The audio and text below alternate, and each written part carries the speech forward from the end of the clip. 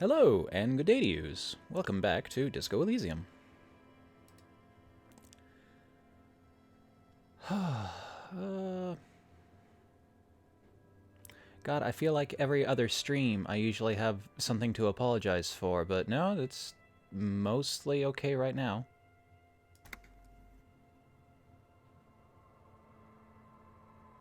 That was Monday, right. I can get by with 2 days. I'm hoping one of these weeks I am going to be able to stream properly all 3 days, but seems like there's another excuse every week. Okay, I don't believe we had anything to do before we entered here, but I'll double check. And I feel like I was supposed to look at something before this session. More so for myself than anything. Church doors. Oh, I got spare points.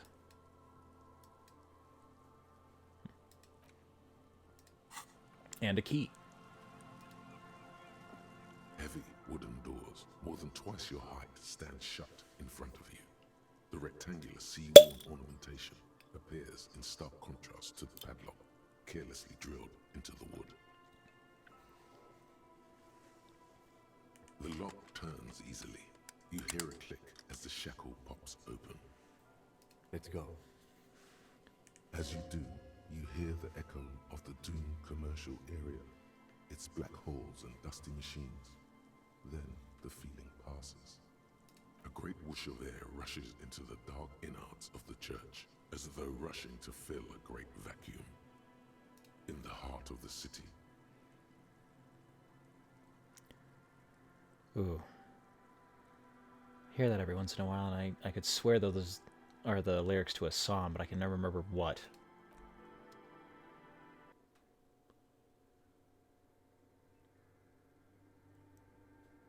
It's a nice... Is that a mural or a stained glass window? Strange stillness fills you as you look ahead. You should walk, not run. Well, I am in a holy site. More of the forked lightning pattern you saw outside. Bark beetles? No, it looks intentional. Some long-forgotten style. Guess I can make use of the wide vision here.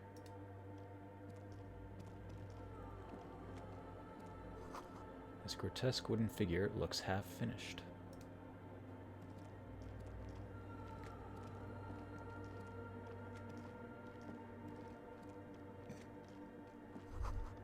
Blackboard is filled with complex equations. They look recent. Something to do with radio frequencies? It's kind of dark in here.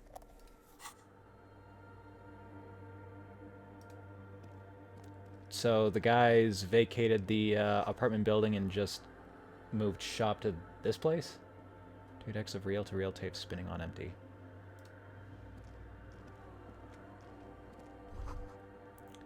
Portable Harman Wowshi tape recorder. Is it possible it's recording something? Better be careful about what I say. Someone's siphoning electrical current from outside into this antenna. Yeah, that sounds about right for a low-income neighborhood.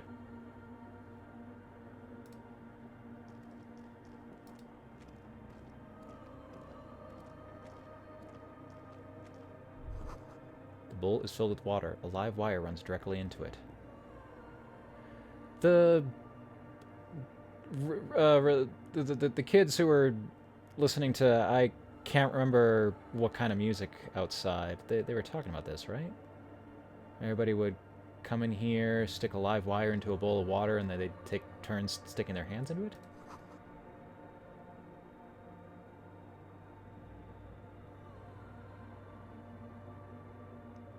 Huh.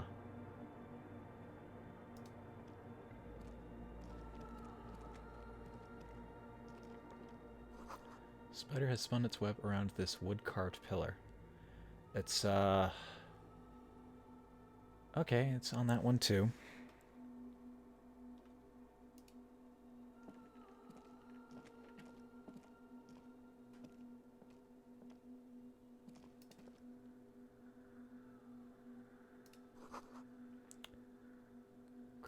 glass. Pair of pants. Frost has drawn flowers on the glass, obscuring the view. Figure drawn in frost on the window, depicting a deer. Okay, so the frost flower is naturally occurring, but someone has drawn a deer in frost here?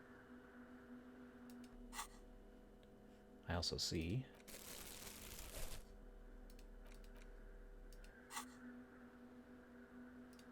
I'll get those pants first. Or... Oh, no, it's a scarf.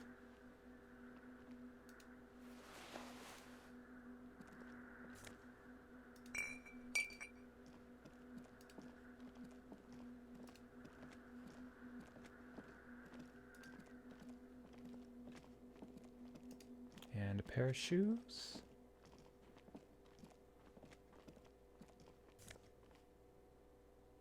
Mesk bangers, red brooks. Or brooks. That's a... Oh god, I blanked for a second there. That's a G.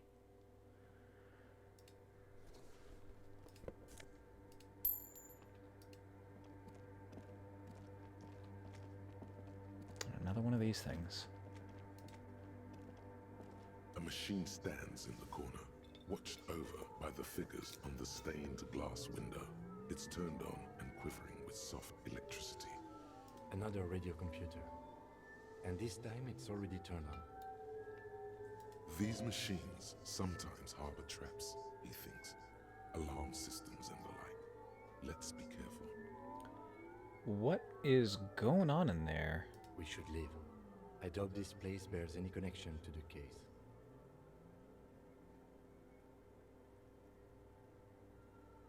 It's also quite similar to the one we have down at the station. Must be the same model. The one you saw earlier was the Ream Civic. This is the Ream Prefect, a model number RC7024, equipped with a Feld mainframe and a Ream-compatible interim printer.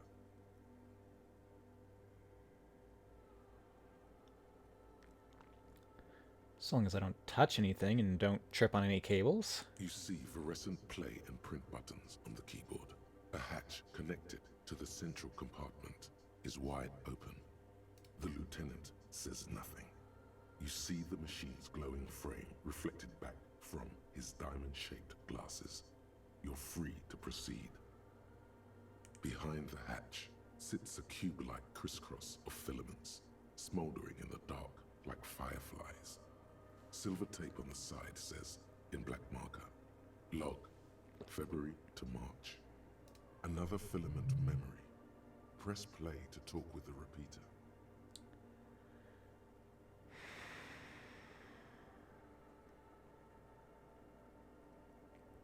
Yeah, I'm apprehensive too. I'll look around a bit more.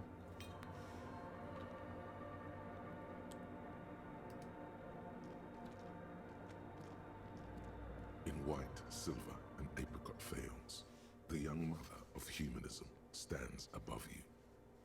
A crack runs across her body. She is impossibly tall, oval-faced and sad. A dark and radiant majesty. This is her innocence, Dolores Day. Oh, right. Encyclopedia check gives me money and experience. Cradled in her arms are a pair of glowing lungs, clearly visible from underneath her flowing dress. You should kneel. Leave me alone, woman. I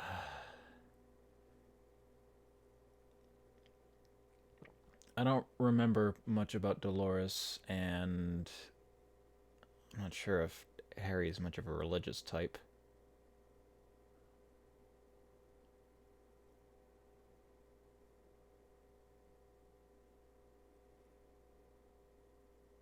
Cold wind seeps in from the crack in the glass. Snowdrifts cover the floorboards at your feet.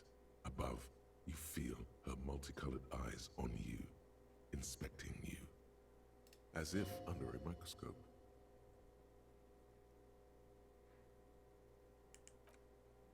The woman looks down And she at you spits in my standing face. there. She towers among her followers, architects, laymen, courtiers. There is a sad smile on her lips and a glint in her green-blue eye. Of what? Compassion? Remorse? She acknowledges the passing of someone who is still alive. And conceptualization gives me experience too. Oh man, this is great.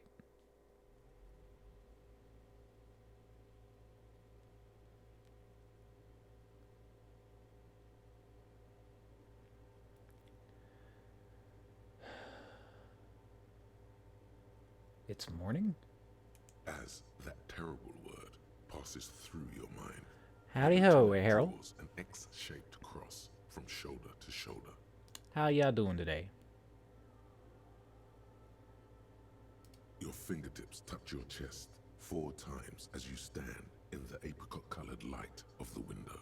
Above you, the woman still smiles, her distant smile, sundered by the crack in the glass.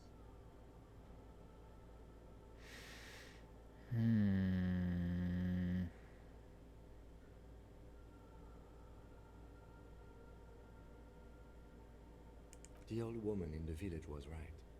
This must be the DeLorean Church of Humanity in Martinez, or the Small Pinewood Church in some records. It's a minor landmark, not easy to find. Most maps misplace it. It was built not long after Revachol's founding, 300 or so years ago, by first-generation settlers. Yeah, I can understand that feeling.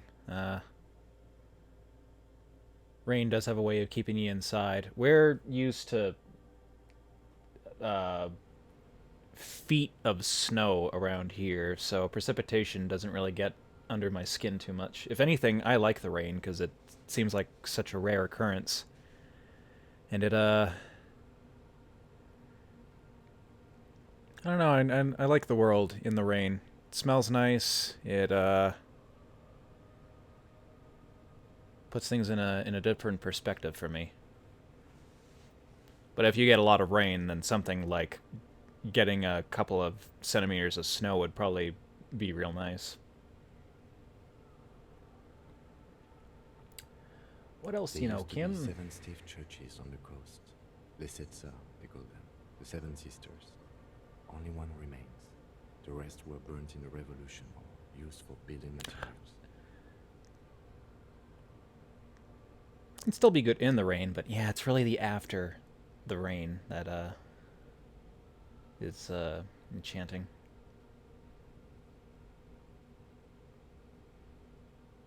We should be respectful here. As for me, I'm sitting here with like a foot of snow on the ground and negative 37-degree weather. Okay, maybe not right now, but it was like that yesterday. Respectful? Is the lieutenant a follower of DeLoreanism? Yes, we all are. Her name, body, and rule are synonymous with humanism. The laws we enforce are DeLorean in origin.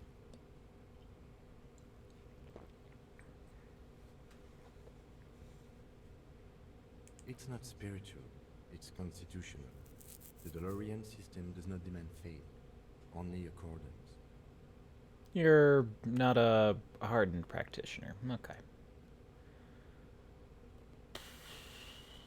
If I've got anything to increase my encyclopedia or visual calc, I should do that now.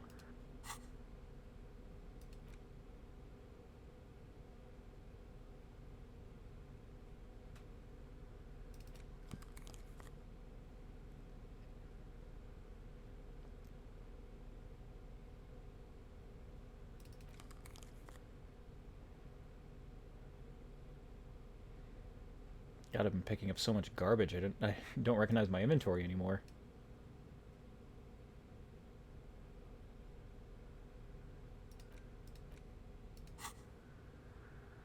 The mother of humanism stands above you, a precious, despite the damage you've done to yourself. The title appears lodged in your hippocampus. This is her innocence, Dolores Day. The innocence of humanism, internationalism, and the welfare state. Perhaps the most famous human being ever to have lived.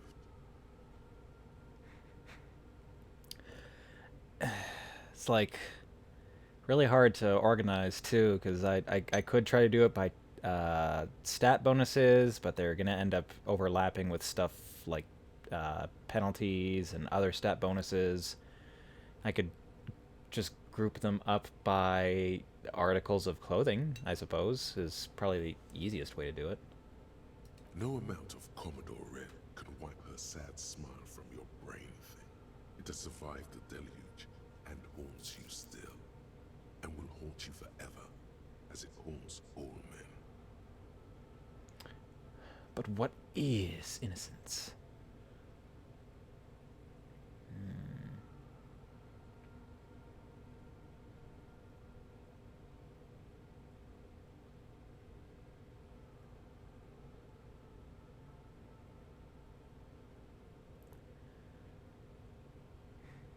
Yeah, alright, that seems mildly important. 300 years ago, in the wake of the discovery of this Isola, the Insulindian, by explorers from the continent of Muindi, she is, among other things, the innocence of inter-isolary travel and the connected world. Many things, you know she was a woman of the court, the wife of an influential Marchese, and eventually the principal advisor to Irene La Navigateur, Queen of Seren, modern-day Sir Laclay. Also, that she was gorgeous beyond beauty. Draped in ancient sadness. They always are. Are you sure you want to remember this bit? Never hear the story of the magnanimous woman with the horse face.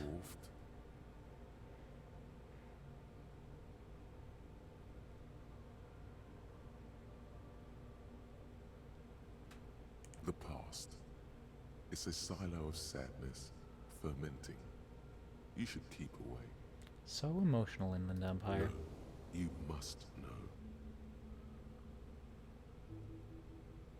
Terribly, women of the court were expected to play both contract bridge and chess sufficiently well to prove an interesting challenge to a man. A simple grasp in matters of philosophy, theology, and science was encouraged. She was, by all means, a kept woman. Courtesans have to do the same thing. She made the most of her position in the antediluvian court.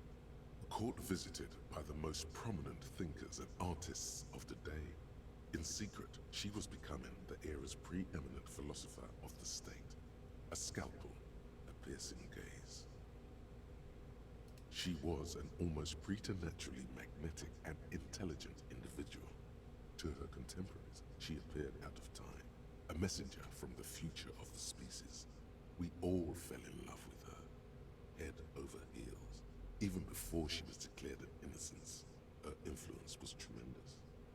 It was on her advice that Irene La Navigateur sponsored a number of voyages into the Pale.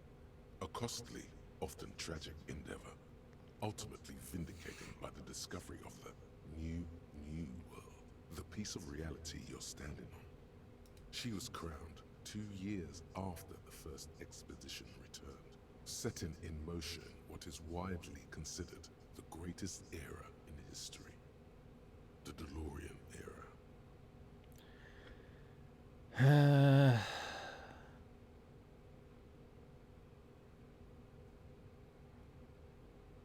History is important and all, but I'm sorry, I don't care. Okay. When her innocence was declared, and the queen she had advised for years fell on her knees before her, she was so overcome with emotion that her lungs started glowing in her chest. Is this... Okay, so this isn't just like a metaphor. Is this something that happens from traveling between the isolas? For an extended amount of time? Filaments lighting the already sunlit chamber around her, clearly visible beneath her dress. I repeat, her lungs started glowing. Do you care now? Yeah, okay, that's some magic shit. That is why the lungs are the symbol of love for the cultures of the Real Belt. Ah, man, these experience skills are great, especially when I keep racking them up.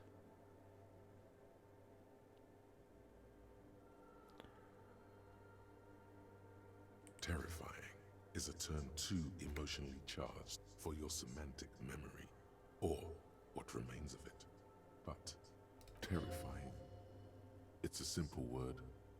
She was bad for humanity, and you shouldn't have started thinking about her.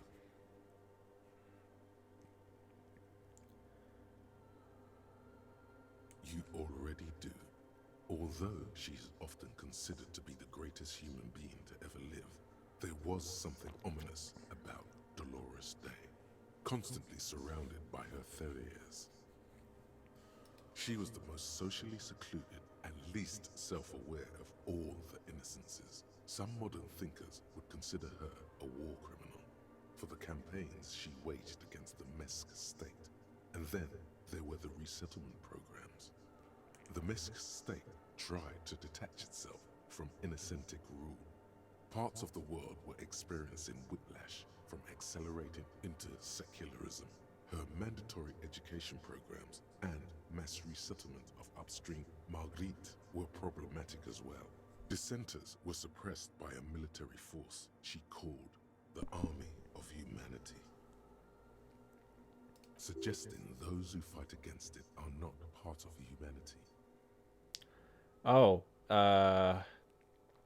you forfeit all human rights, do you, by fighting against her? She adored chess, yes, but also military war games. Dolores Day often holds a tiny tin soldier between her index finger and thumb in icons such as this. She was also blonde, the blondest woman you have ever seen, with green eyes the color of the Pacentic, mare interregnum. Little is known of her Marchese husband. It's as if he vanished from history after completing his role, which was to introduce Dolores Day to court. In conclusion, yes, there is something lonely, paranoid, and even terrifying that people seldom mention, but feel when they think of her. This subtle terror is part of her iconography. Officer, you've stood there for over 5 minutes. I can't think about all this a little bit faster now, can I? What are you thinking of, if I may ask?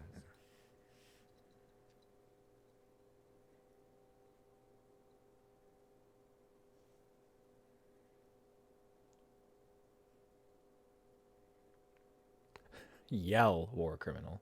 Okay. This church, the coast in general, we shouldn't linger here. This isn't a good place to get lost in. We should conclude our business and move on. And this visual calc is probably going to fail, but why not? The shards glimmer in the dark. You see little pearls of light on the edges of the crack that splits the female figure. Something was written there. Remains of broken letters line the emulsion. What it said, you do not know. How many points do I have? 3? I do like visual calc, and I could stand to put a point in it. Sure, why not?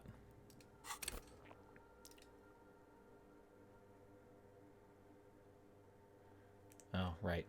I'm not allowed to immediately retry. I have to do this. The jigsaw Yeah! falls into place in front Wait, of I thought a ghostly reconstruction of the stained glass window. I looked through my inventory for a bunch of visual calc and And the text. A light motif on both. whatever the other stat was. Regardless, I passed the check, so.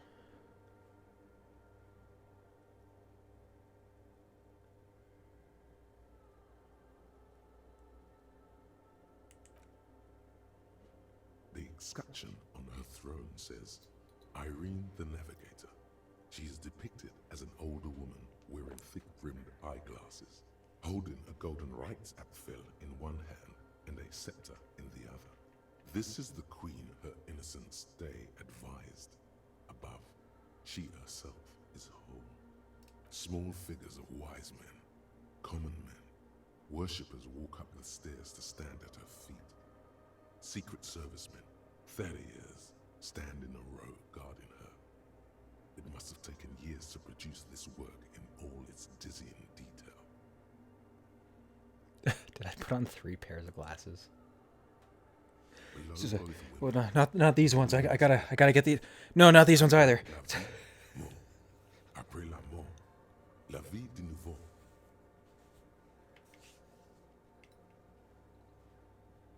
And then along the left side, après le monde, I wonder how worried for me Kim is, seeing me walk around with a full, full wardrobes. after life, death. After death, life again. After the world, the pale. After the pale, the world again. This is the great leitmotif of humanism, a summary of the effect of the discovery of this isola, the Insulindian, on human thinking. A tremendous sea change akin to finding life after death.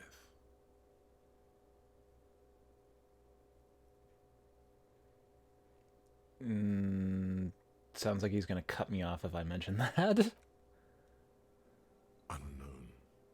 A motor carriage, a gunshot, someone falling into it, or maybe just hooligans looking for something to break. Death, life again.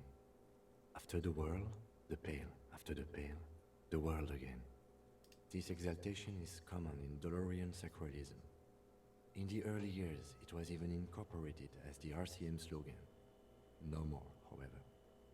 It was deemed subservient to use a strongly moral intern-related motto. We already suspected of bootlicking. The sentence was also seen as too feminine. It was a macho thing. Justice, union, prudence, and force. Oh, God. Oh, no. Harry. Harry, why? So do I. The mother of humanism towers above you, a wax painting.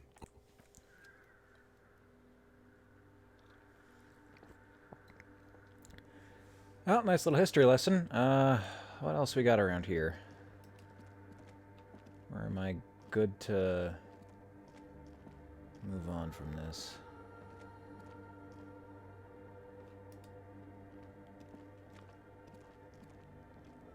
For such a large building, I'm half expecting a staircase or a ladder to somewhere.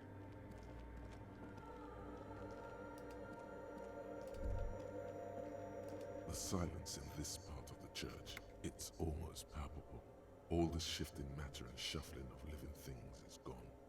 Nothing seems to exist beyond the church anymore. Maybe if you were to stand in just the right spot, even your footsteps would be completely silent.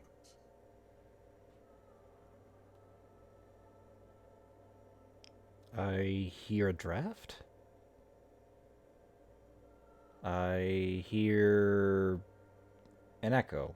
And then it's gone. Almost all of it. But for the faintest of hums, you can hardly hear your own breathing.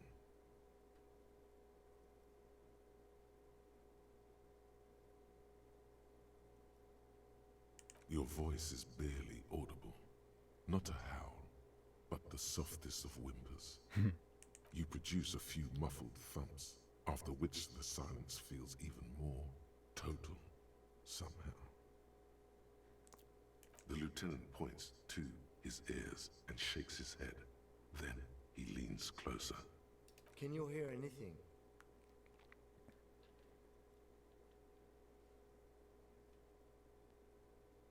I wonder why the church was built with such strange acoustics.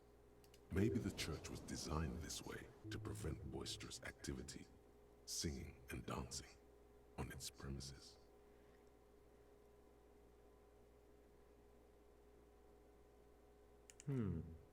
Could be. He doesn't seem entirely convinced, though. The orderly rows of ceiling panels become barely visible, then disappear completely in the darkness of the tower overhead. I'm wearing some minus perception items right now. And I got a skill that's giving me minus perception. I haven't finished learning that yet, have I? What if I want to know what's up there? The silence, the darkness, they've enveloped you as in a cocoon. You cannot move anymore. Relax. It'll be okay. Okay, I guess I'll look. I failed, so I gain some health. And then I lose some health. Probably.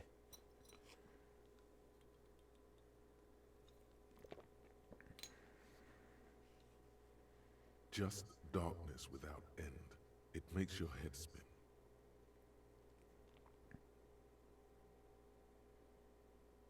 There's nothing. You're dizzy and disoriented as you see dark and more dark rising. Officer, what are you looking at? Filled with vague shapes of woodwork, the sense of a great height.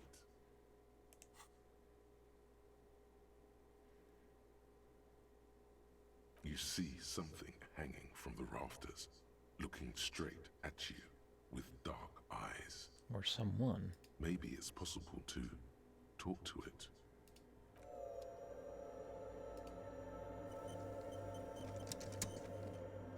Oh, wait a sec.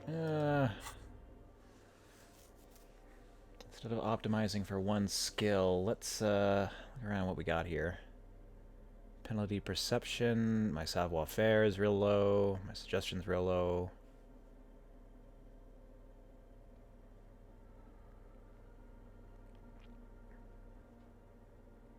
I'm fine with low savoir-faire. Interfacing probably isn't going to help me in a conversation, but good to know I have that much interfacing. Oh yeah, so I just don't need these yellow gardening gloves anymore.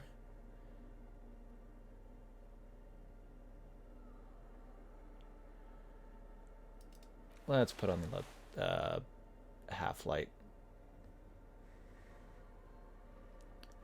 I don't have any other... Oh wait, no, I've got Inland Empire or Drama. How are my skills? Did I have anything that gave me conceptualization, heals me and gives me XP? Encyclopedia gives me XP in Real.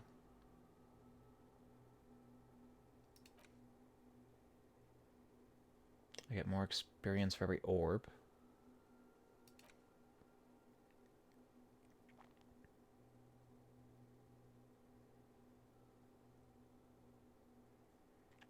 Red checks heal me.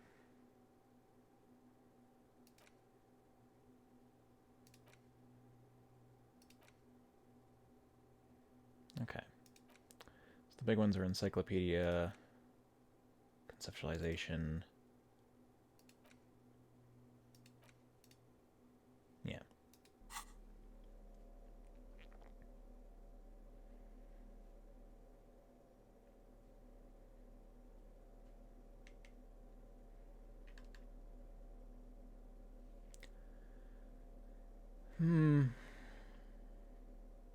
Well, the moment's passed. And... Oh, yeah, right. I was looking through these. I don't think I kept the... No, my perception went back to normal, so the only penalty I'm suffering is from these glasses. Ah, they're prescription. That's why they're fucking me up. So many glasses.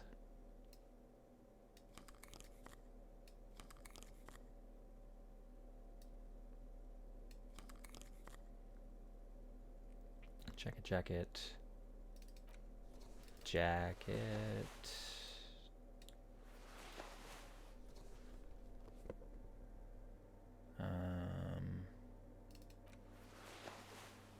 Oh, and this scarf is a neck piece. Yeah, that makes sense. This will be dramatic.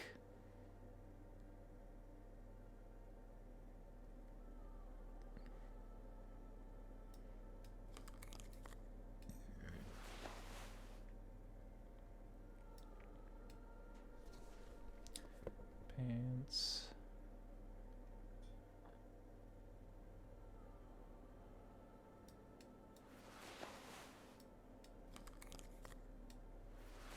Shirts. Oh, that's a jacket. Jacket.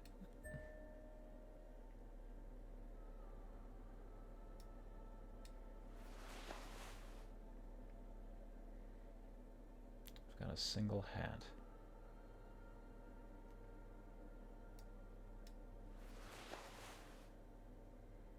Right, because I accidentally gave my other hat away.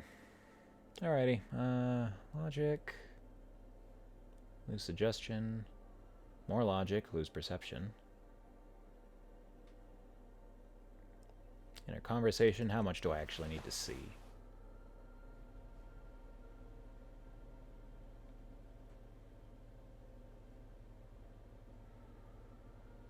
I really shouldn't do that.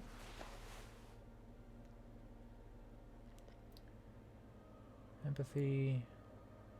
More composure, but lose some savoir-faire. New shoes finally. Looking good.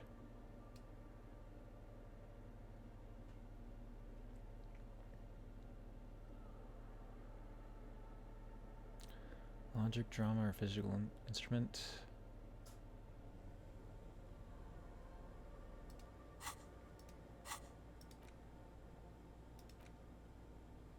Encyclopedia and conceptualization.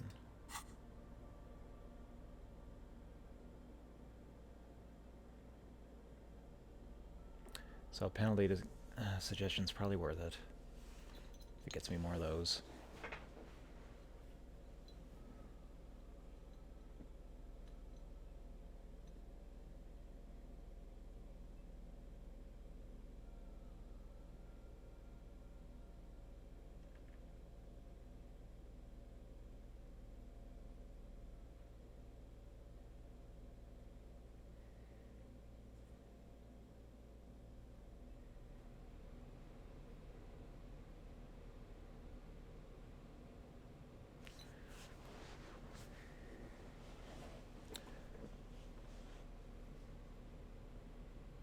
I can sell this jacket as well. What was it that I could get rid of? The jacket? I'll put those away.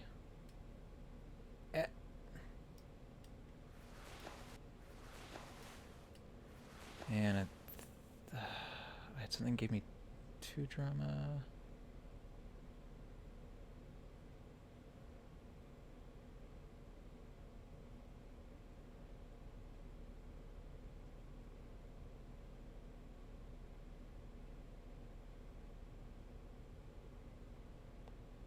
Damn, I can't remember what it is now.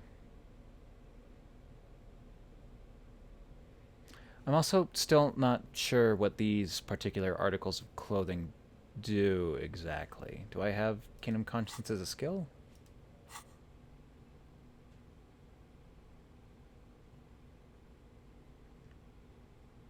Oh, there it is. I haven't unlocked it yet, so that's very not useful for me.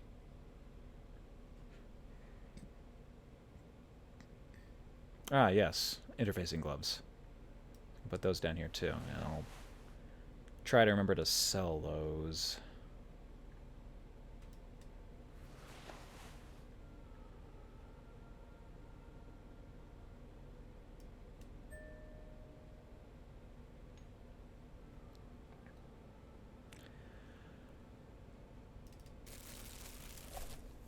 That should be fine for now.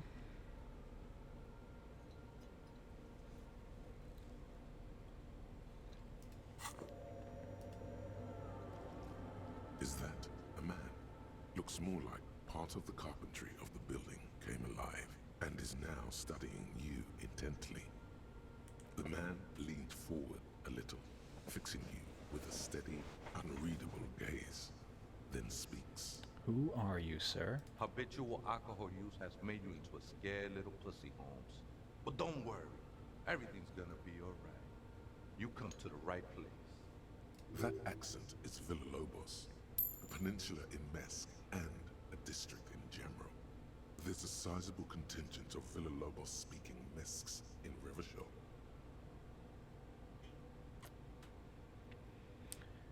I'm here to receive the mother's love. You can too, Holmes.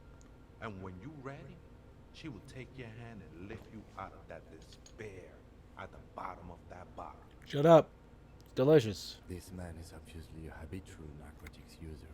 Do we really need to question him? In all honesty, this reminds me a lot more of the first drink I ever had at the young age of, like, I don't know, 14 or something.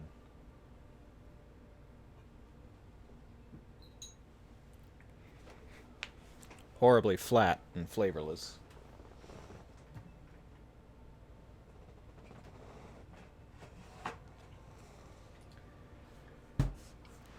Probably because I wasn't supposed to be drinking alcohol, and I hid it somewhere, then forgot about it.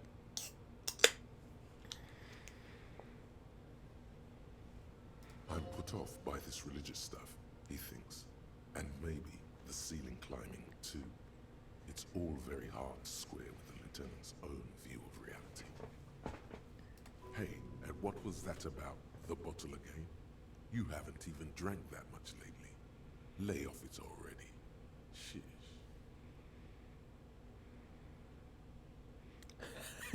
Runs away.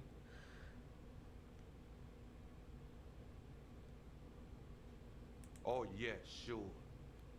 You don't know anything about alcohol use. You got it all under control, Wayne. I could smell the control all the way over here.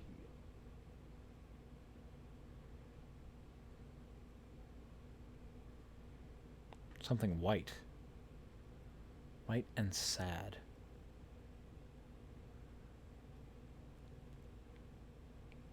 I don't remember what this is. Maybe I do have an alcohol problem.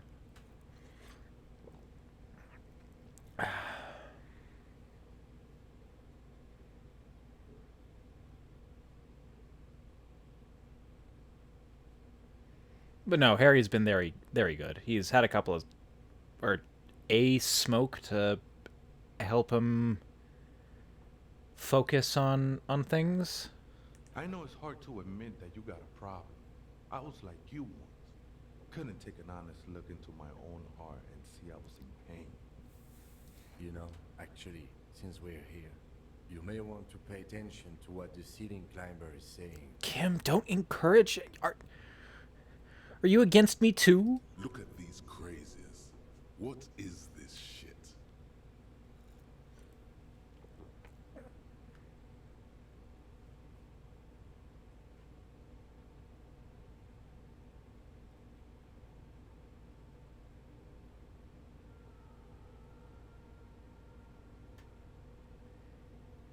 Don't trust me. Trust the mother. I'm only the messenger, Holmes. This is the Church of the Mother of Silence. You are welcome here. You have no idea what the fuck he's talking about. Is he just trying to throw you off your game? Whatever it is, he's quite confident about it. Just look how gracefully he sways. 'Tis not an act, my liege, saving perchance he hath deceived his very self. This man is a zealot.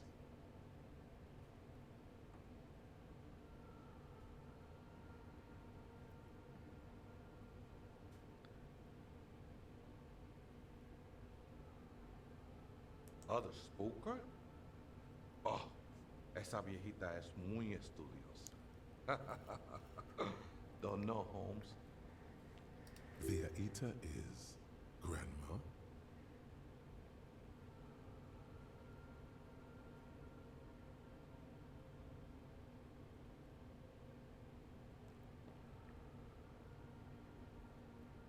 No.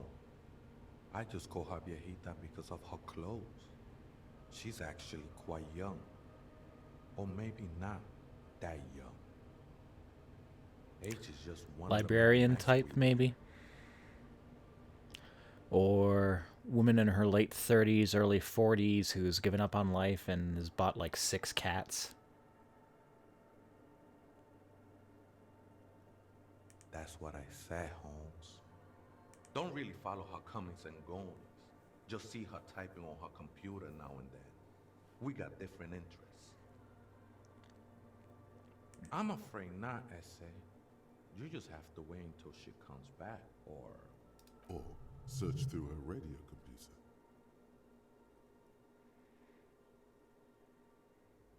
up there, Holmes. Yeah, obviously.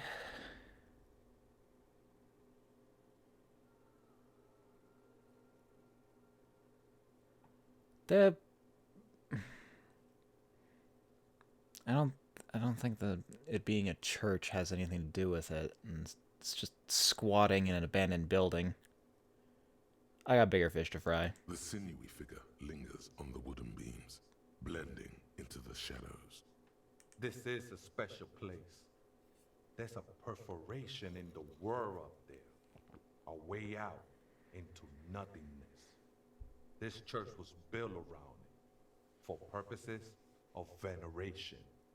I circled it, nurtured by the silence bestowed by the mother. One of these days, I'll be pure enough to go drink from it directly.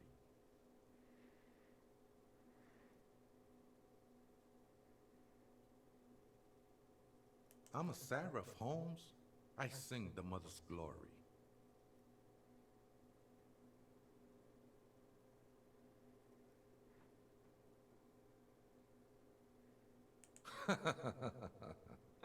I don't mean literal singing, Holmes. This is the mother of silence we're talking about. It's the singing of a burning heart. You may be thinking, but fire crackles. No, Holmes. That's the material that's burning. The flames themselves are without sound.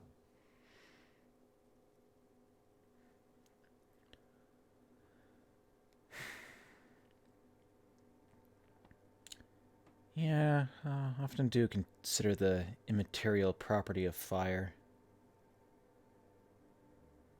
Provides heat, light,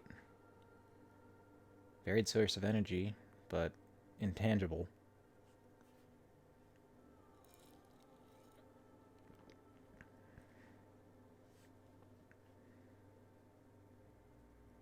I think they were.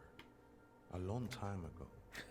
How long have I you been had to living shed them my in skin. the rafters? To get closer to the center of the silence. You could have them. I don't need them anymore.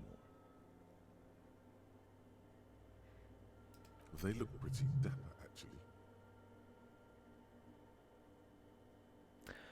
actually. Yeah, I'm wearing them right now. I almost wore the scarf too. The sinewy figure lingers on the wooden beams, blending into the shadows. I guess I could bring it up. The ones in the tent outside, right? I see them. Think they scared of me.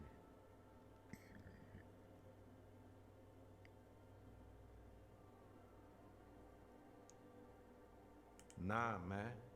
They look pretty funny. And I don't harm no one anymore. Anyway.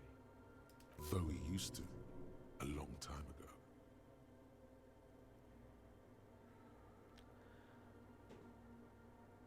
Why not? They wouldn't bother me none. I'm usually way up there, imbibing. Ain't no music on earth that can reach where I go. I mean, this is a church to your god who represents silence. Turning this place into a club seems kind of sacrilegious. Might even be nice to have some company. He said that in spite of himself. He's more attached to the human than he'd like to think.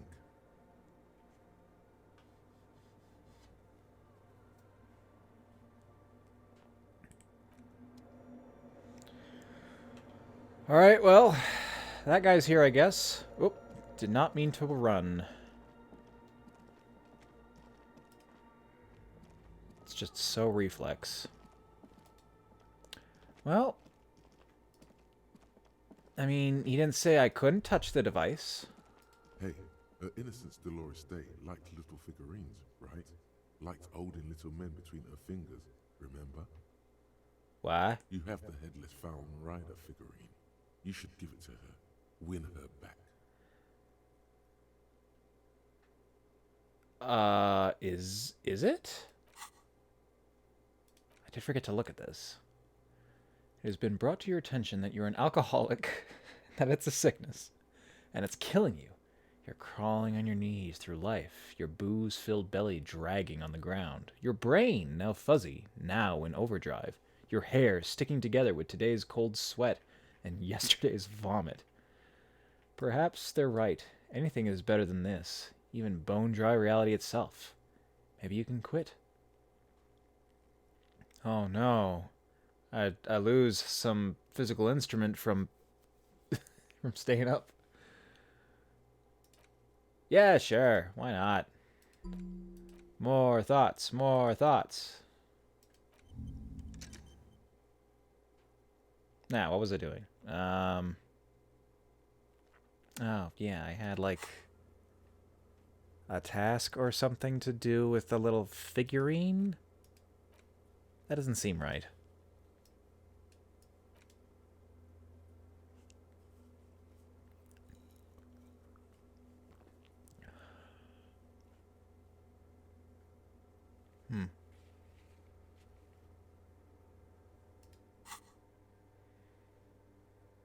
Oh, now.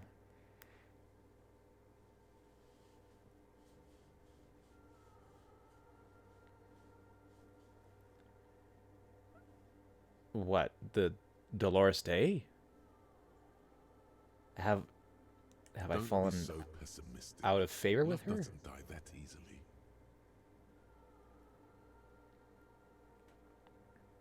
So Sure. very nifty. Nifty and mysterious. This is surely what the figurines are for. Okay. I didn't really know what to do with this thing. It seemed important in some manner, but suppose I can offer it up.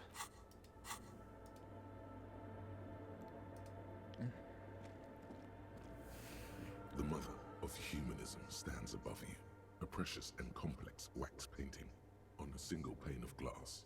A crack runs across the length of her body, her face oval and sad. Why? That does seem to be a problem. Maybe you meant something else? Is the task still on? I don't know. What are we thinking of? Part of your mind has gone on to other things already. Ugh. The mother of humanism towers above you, a wax painting on a cracked pane of glass.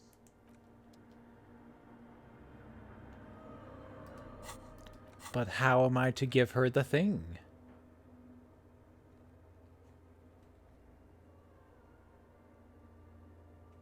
Oh, okay. Physically interacting with Dolores Day. Can't just make an offering to the church as a symbolic gesture. I guess I'll have to wait until I meet a very, very blonde woman with a green eye and glowing lungs. The glowing lungs should be a dead giveaway. The speaker comes to life. Static seeps through the machine's planar magnetic driver. An old lady greets you. Her voice sounds 100 years old. Good afternoon. Votre accident on Saint-Brun. This is the East Elysium Repeater Station 1. Please repeat. Is this the personal log? Hey, it's me again. It's the same old woman you spoke with through the radio computer in the doomed commercial area.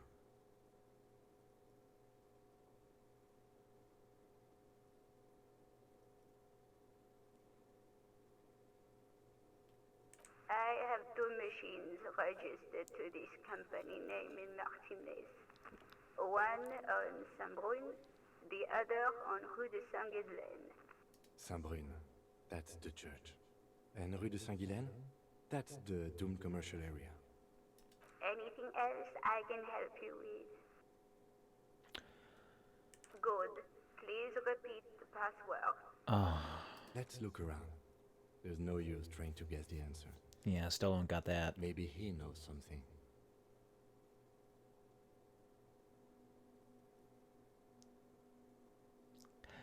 No. The system is not part of the protocol for repeater stations. Yay, I got money for asking a stupid question. Still no. I'm not lucky to get it twice. Received. I will register this login attempt. That sounds bad. A login attempt. Something a criminal would do. Or something someone curious would do. Votre accident. Is there anything else I can do for you today?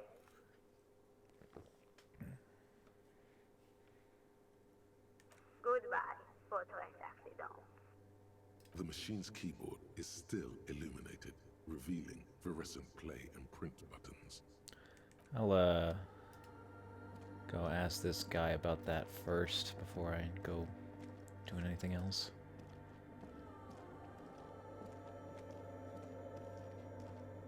Oh, hey, wait. There's coffee in the back. Oh, wait. I meant the mother's love. I wanted coffee. Coffee in the back. Something familiar about that. Coffee and stale cookies. Something at the station.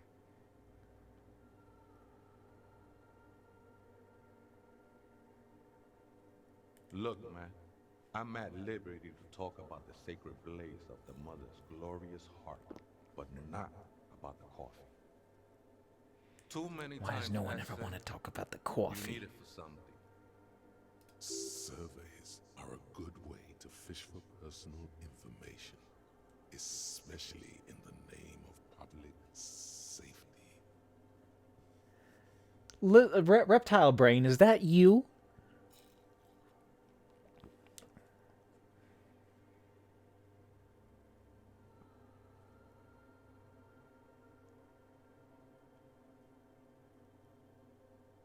Don't sweat it, vato. The password is afterlife death. What you think of that? Makes me almost pity La Nilita Pequeña when I hear it. Okay, thanks. Think we're done Bye. here, essay. That was an interesting conversation. However, I'm still not sure how it's relevant to our investigation. It's not. Today's not about investigation. Today is about you and me doing random shit now that the world's open to us. The machine's keyboard is still illuminated. It's not a good answer. Revealing fluorescent play Bad and answer. print Bad buttons. answer. Kim's gonna hate me. The speaker comes to life. Good afternoon. Good. Please repeat the password. Good. I have unlocked the filament. After ending the call, please press print to access the filament. Fortress accident. Is there anything else I can do for you today? Goodbye. The machine's keyboard is still. The printer prints out a long text document with dated paragraphs. It looks a bit like someone's journal. The first entry, made on the 4th of February, 51, by an unknown author, is short and concise. Arrived at the church. The door was boarded up, so I used the crowbar to get inside. Crowbar? Looks like the Where? place has been deserted. Nothing out of the ordinary, but I'll ask around. Need to figure out how to get the electricity in. The lieutenant leans closer, scouring the printout over your shoulder. Just as you finish reading, he looks up. Oh, he chastises me for being so curious and in everyone's business, but he's interested too. 4th of February. That's over a month ago. Whoever set up those machines has been here for quite a while. I have no reason to think that yet. 6th of February, 51. Had a little chat with the local fishermen. Said I shouldn't go near that place. That the church was spooky and ridden with narcotics. It's a little spooky, all right. Still haven't figured out the electricity. See? Even one of the spookers themselves says it's unnerving. What was that about narcotics? This could prove to be interesting. I thought I stinted you by taking away my electrochem. I mean, I should probably confiscate those, if anything. I don't want random youths or ceiling crawlers to find them. I doubt that we can find any. It's just idle fishermen's gossip to scare away the kids. Did you not see that monstrosity that had pleasant conversation with us just a moment ago? Nothing spooky about this place either. It's just abandoned and cold, and in an awful part of town. Yeah. Then why doth the lieutenant protest against spending time here so often? 7th of February, 51. Finally, got the electricity in. Next on the agenda, a new antenna. I'm thinking Eska series, something advanced. Why would anyone need any of this equipment here? 8th of February, 51. Bought the antenna, had some problems setting it up. Called Simon for help. Heard the others are back to making art. Drinking somewhere out of town. Sulislav started a rock band again. Lexi has been seen asking money from strangers. But at least the artists have their act together. They're qualified labor. They can get work anywhere. Graphic design, ads. The programmers are doing fine too. I mean, they're programmers. The writers, though, they're fucked. I just have to find out what caused that data loss and be done with it. Still don't understand how it managed to wipe out the backup, when the backup wasn't even Everyone needs graphic design and ad space. Everyone thinks it's impossible. They say I must be lying. I'm here to set it right. And we always need more code monkeys.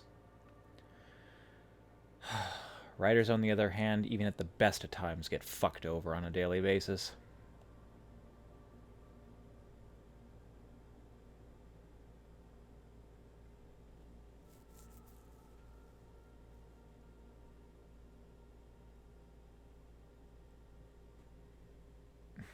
Who knows how computers work?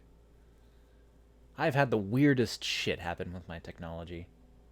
I had my computer crash, and when I restarted it, it had merged a couple of audio files together to create new song, like a whole album of new songs. Mostly just garbled mess that didn't resemble anything, but a couple of things were at least somewhat reasonably put together. But the really weird part was, I don't feel like those were files on my computer. I feel like it must have extracted those from something or downloaded something.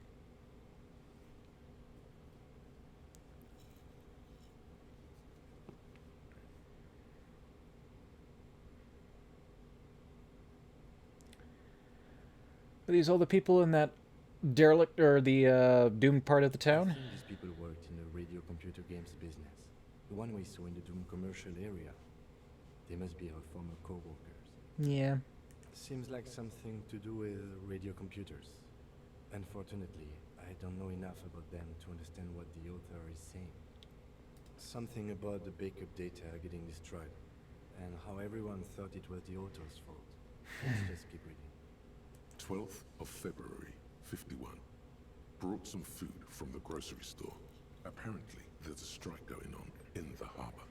Definitely not happy to see the Martinez people again. Everything's now set up in the church. Going to start working tomorrow, 8 a.m. The strike. We are nearing the date of the murder. Keep reading. I'm interested now. I want to know what's that radio anomaly that sent this person here. It's just as good as an interview. 25th of February, 51. I've been sending data up to Lintel for a while now, trying to recreate the data loss, but nothing. Didn't even feel like logging in, the disappointment. But I did discover a curious audio-spatial anomaly at the back of the church. I've named it the Swallow. It swallows sound. Need to get some mics. So these bowls of water and live wires are your attempt at making mics. Is she talking about? 28th of February, 51. Yes, the first recordings confirm that the Swallow is real, and I'm not just losing my mind. It's a pillar of silence, with a diameter of approximately 3 meters. Seems like the higher I go, the less I record. This might be a coincidence, or it could be connected to the data loss that led me here. Weird. The pillar of silence. She is talking about the silence.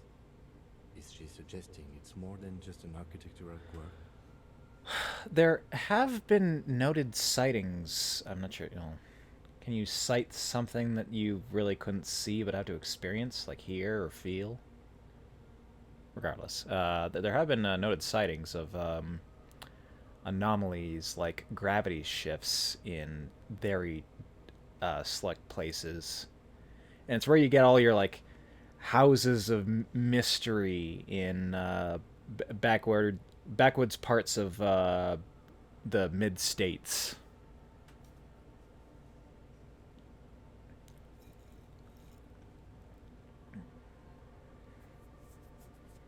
This could just be another one of those.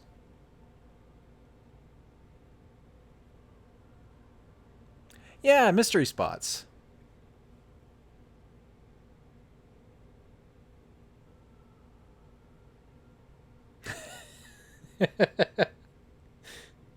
Yeah, no, that's just poor planning. The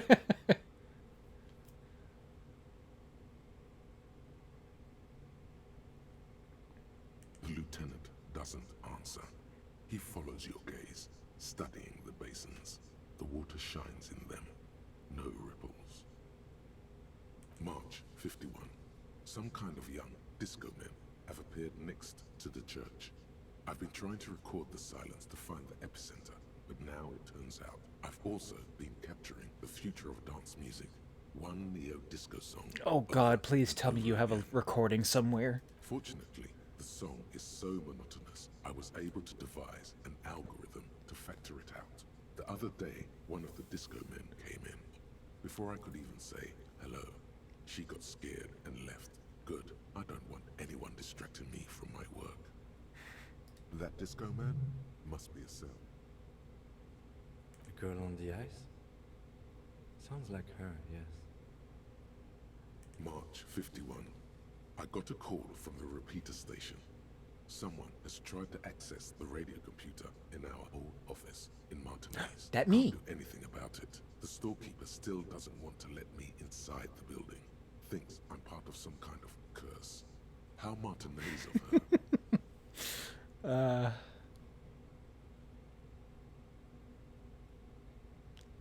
Yeah. Sure. I knew it wasn't a good idea to meddle with the machine. No. It was a great idea. You're learning things. This is how you learn things about machines. March 51. One domino at a New time. 2-liter aux cable. Noodles. Crackers. Ping energy drinks. Water. Toothpaste. Gum. Also some canned air. I've never understood canned air. Just get an air, like a bicycle pump with the bicycle pump attachment. Does the exact same thing. Your reading is interrupted by the sound of the church door opening. A strange woman makes straight for the radio computer. Nice outfit.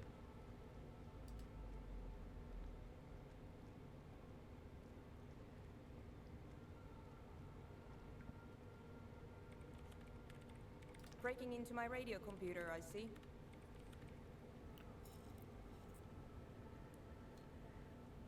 Yes, you are breaking in, but not into her radio computer.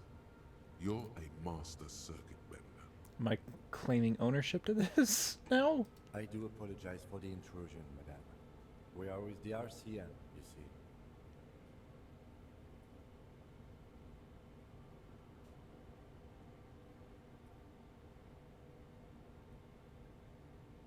There are no coalition military data links. And even if there was, you couldn't access them over a civilian network. I'm a cybernetic god.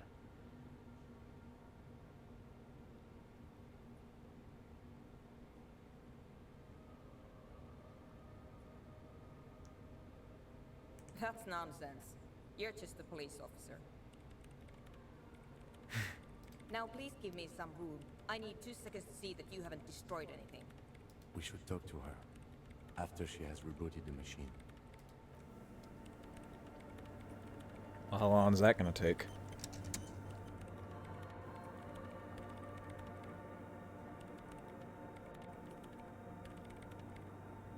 Well, lights appear to be on. She's typing away. I hear a satisfying thum. What is it?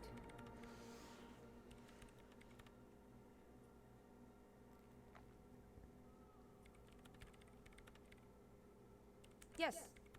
Or no. Not anymore. That project is dead. She doesn't seem surprised to be recognized. Rather sad. Something passes over her face before she straightens her back. I am Soona Luukkanen-Kilde, the former lead programmer of Fortress Accident and RSA radios. I have over 16 years of programming experience, and I'm proficient in both Vox and Orbis languages. If you're not here to hire me, I don't really know how I can help you. That still doesn't answer what she's doing in an abandoned church.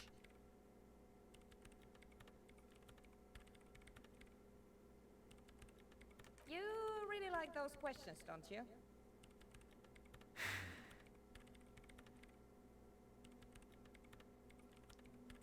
I'm conducting scientific research here. You can't throw me out. Do you have grounds for it? I'm looking for the location of a 2mm hole in the world. Wait, what? It's, yeah. Roll that She's back. looking for a disruption in the radio waves. That's what her personal log said. The lieutenant raises his brows, but doesn't say anything. Yes, that's what led me here. But I suspect it might be something a bit more complicated than that. Exactly. What does it mean? Up to now, it has been impossible to say what it is because it's impossible to measure nothing. What do you think it is? What qualities does nothing have? How do you measure something that does not exist?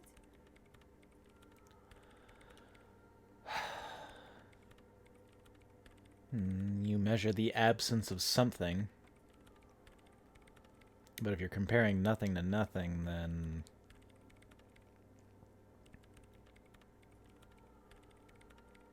I don't know. That's a little above your pay grade at the moment.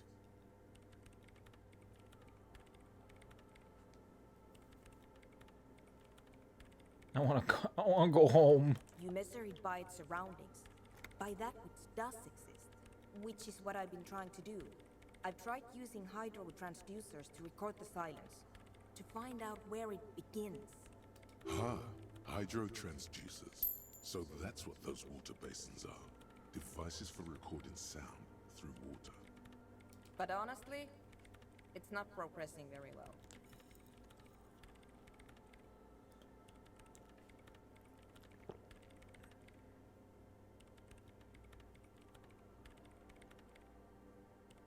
Because it's just trial and error, trying to locate the swallow, the exact point in space.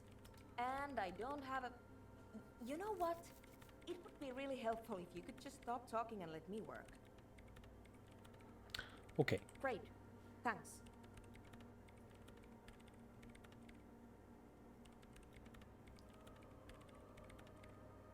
No? Yes.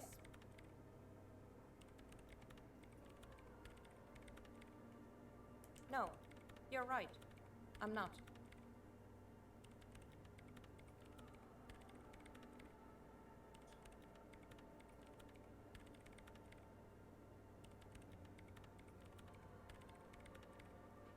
Well, I know why she's doing that. You arrested them? Didn't think the cops in this place had it in them.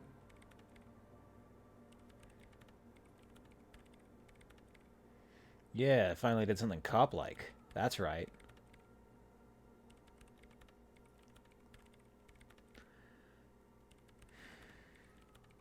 A lot of work to do.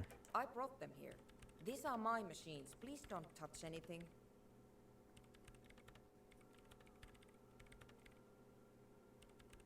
I'm working. The machine seems almost alien with its pulsing core. The light casting her face in a strange shadow. Could you just shh for a moment? Or get to the point. I really need to focus on something. It's not just rudeness. It really is hard to concentrate on whatever she needs to do. And you're not helping. I use the AR-1 as my RAIN prefix processing unit. Mm-hmm. Yes? You really don't know anything about radio computers, do you?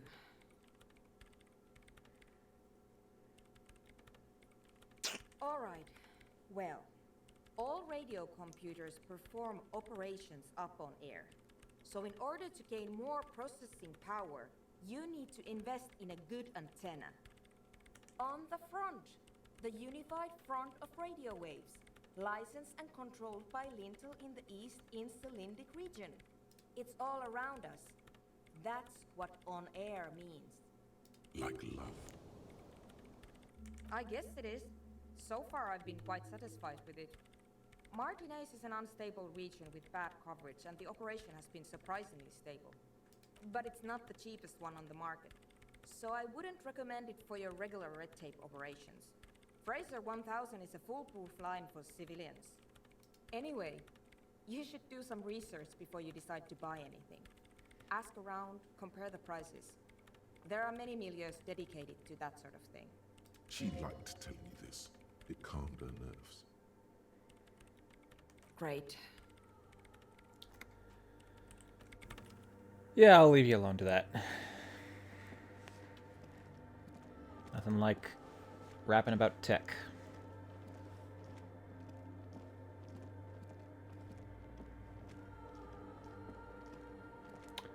Alright, well, nothing illegal going on in there, so far as I can tell, besides maybe some narcotic usage. And they locked up the building even though there's just like a hole going straight through there? Seems kind of pointless. Oh, yes, the coat with the bird shite on it. Yeah, I'm not going to pick that up just yet. But I do need to go check that trap.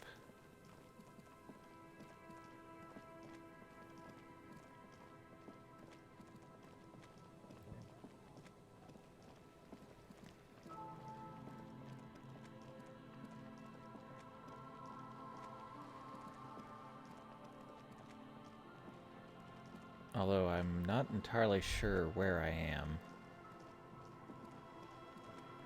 Did I just get a... No. Maybe.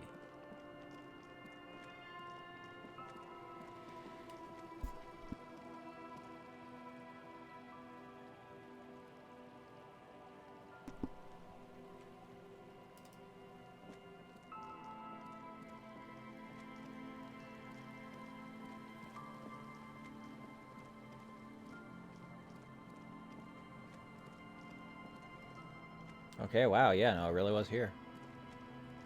It's a long winding peninsula.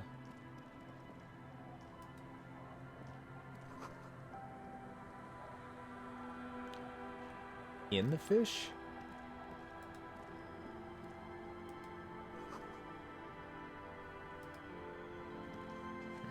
Hi, officer.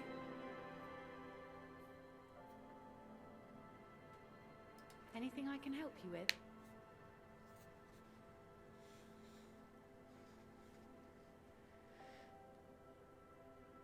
A fishing village on the seashore. This place doesn't really have a name. It's sometimes called Elysium. The sign on the street leading here is illegible. Yeah. Has been since they built this place. The name is Lillian. People call me Netpicker. I think I have time for questions, and that was actually the second one. Indeed, you're always confused as to your whereabouts.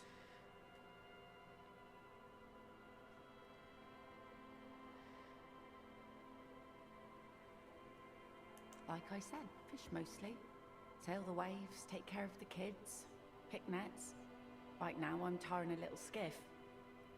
Sometimes I also walk to the beach to see what the sea has given up. The sea is full of surprises. Keep it professional, man. Don't make it sound like you're hitting on her. Fair.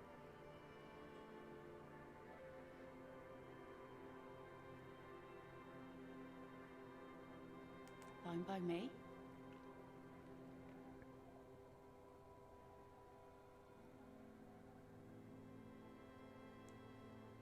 Sure is.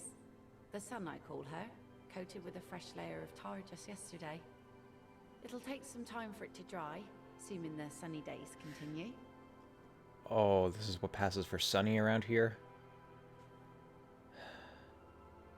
Well, it's February, or no, March, so I can understand snow still being on the ground.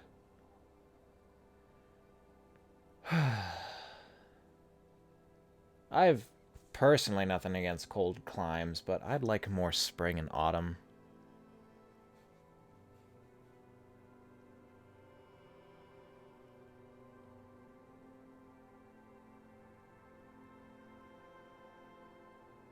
Let's see. Who are you looking for? Well, how can I assist you then, officer? Well, I can ask her about specific people if I need to.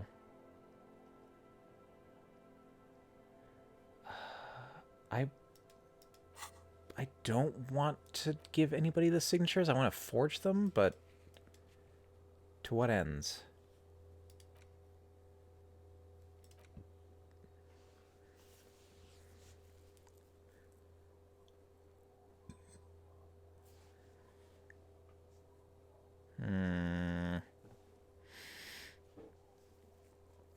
If Rart wanted to create a new building here that would invigorate the district, but he'd also be free to evict people in the area?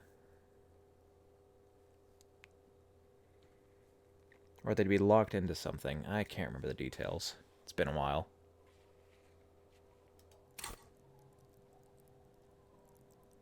I've got another skill point. Terrific. I haven't learned any more of these, have I? No.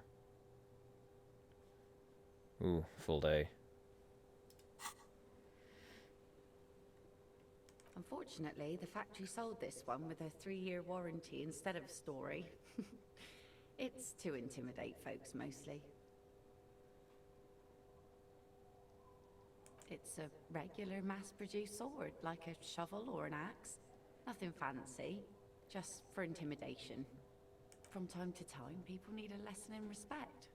That's just the way it is. Back in the day, I caught the eyes of many men.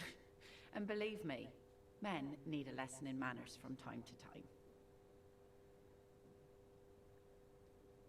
Some went to patch their wounds, their lesson learned. Others were more thick-headed. And one of them, I ended up marrying. Oh, I just noticed she's got lures for earring.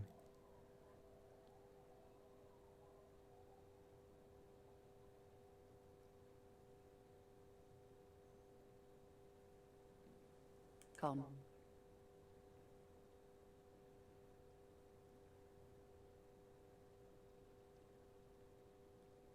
To the waves.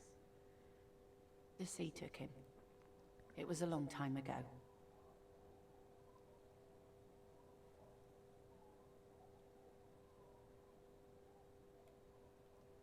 Who knows? Maybe he fell over. He didn't respect the sea.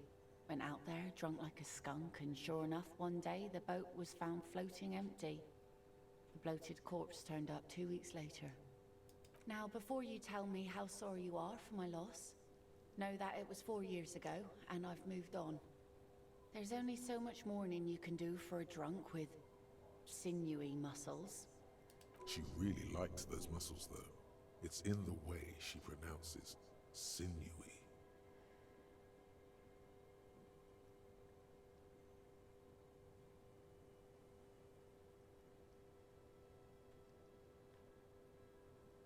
Us working folk don't have the luxury to be bedsick with melancholy. I buried him, mourned for an appropriate amount of time, and went on. Life didn't really change that much for me and the kids. But wait, are you the daughter of the woman who I'm currently renting a house from? This is neither a touchy nor a very interesting topic for her. She looks like she's ready to go on a date with another, better, drunk. Ask her. Both of you could need I want to have fuck with you.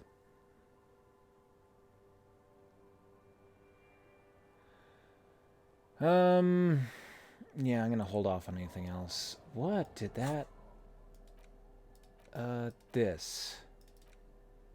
You take the legal documents out of the youth center cuts into the ocean like the bow of some great modern ship. Apparently, it's going to cover most, if not all, of the street and the square between the existing houses. It's 3 stories tall. Right, it was gonna be a fucking zoning problem. Oh god. -10 in case.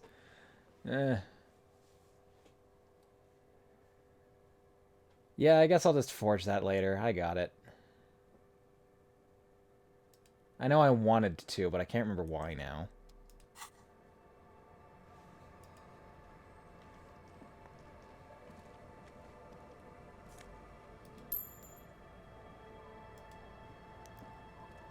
Wait, what's in the fish?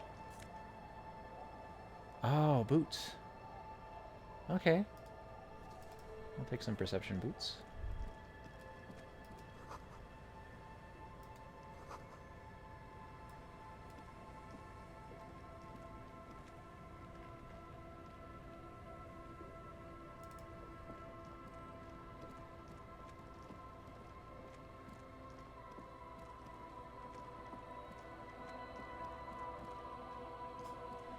And this.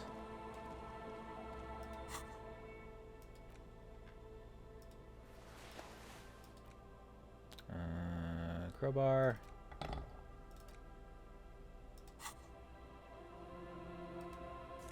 Boom. Freeman.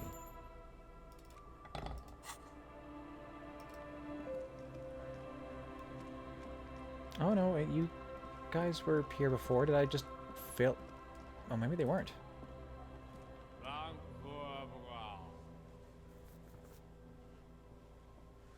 The noxious odor emanating from the drunken man is strong and familiar. Don't you call her? Yeah! Don't call Abigail!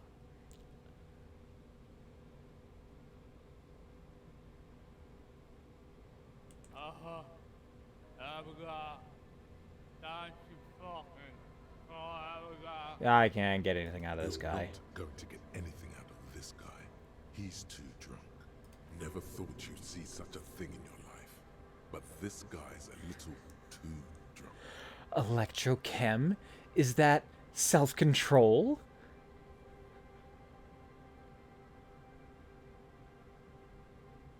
Don't call Abigail. What's up with your friend? Hey, tequila! Good to see you. How's business? How's the whole reality situation treating you? So what's happening?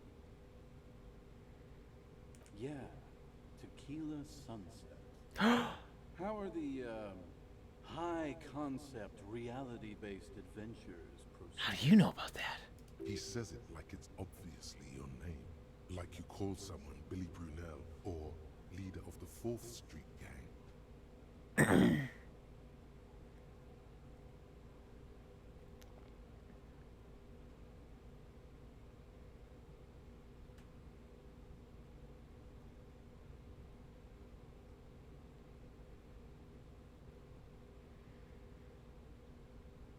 That's harsh.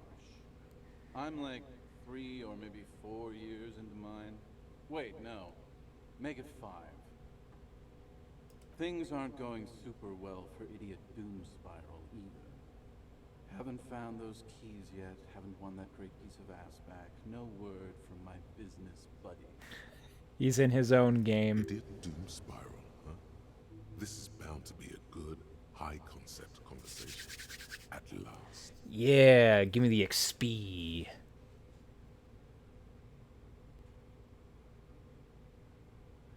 What is a tequila sunset? It's you. You're Tequila Sunset. We've met before. Don't you remember? No. No, you sure don't. I don't think you're ready for that grade of reality yet. It'd be ill-advised for me to tell you. You gotta go do the intro yourself. Come back when you've been to the motor carriage. Tequila. He points toward the waterline with his bottle. Motor carriage at the water. He's talking about the getaway vehicle, maybe? I don't know. Looks like there's going to be a lot to happen in this conversation, and I need a short break to void myself before that. So, take a moment to stand up, walk around, get a drink, get a snack, go to the bathroom, do what you gotta do.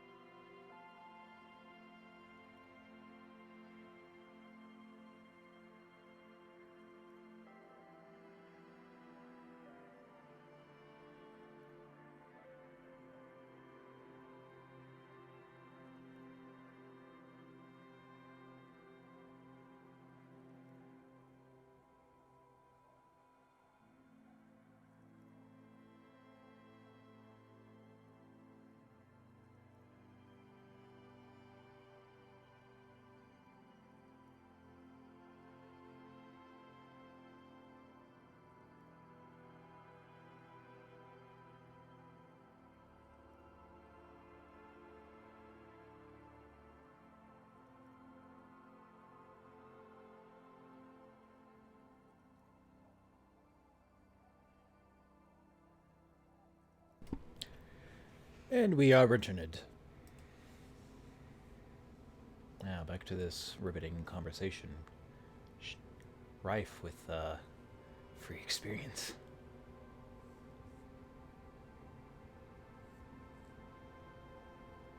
We are saving the world. One drink at a time. Please. Please don't go. Don't go. Is he on a failed timeline or something? Okay, we're drinking. We're drinking alcohol. That's what we're doing. I tried to save the world once, a long time ago, with enterprise, creativity, and willpower. But that didn't work out. So now, it's a pirate's life for me. Yar har. Didn't I already say? I don't want to be the one who breaks it to you. You have to get acquainted with the event first. It'd be irresponsible. Alright. And also scary to tell you. So scared of To everything. face up to it. Go to the sea, inspect the machine. Machine. Okay, yeah, the motor carriage. You too, Tequila Sunset. Well, I guess I know where the vehicle I'm looking for is then.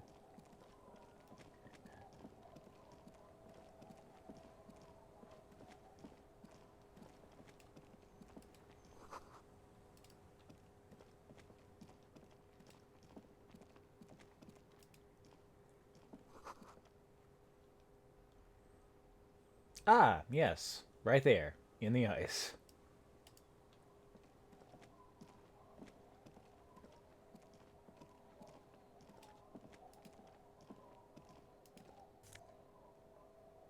Banged up fuel canister. Did somebody dispose of that here, or did they try to refuel the thing before it fell through?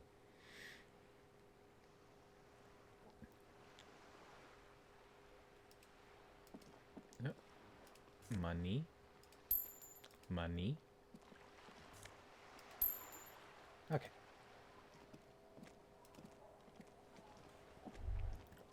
A banged up motor carriage lies half submerged in the icy water, slowly sinking into the Insulindian Ocean. Only the cabin top, rear wheels, and the engine remain visible.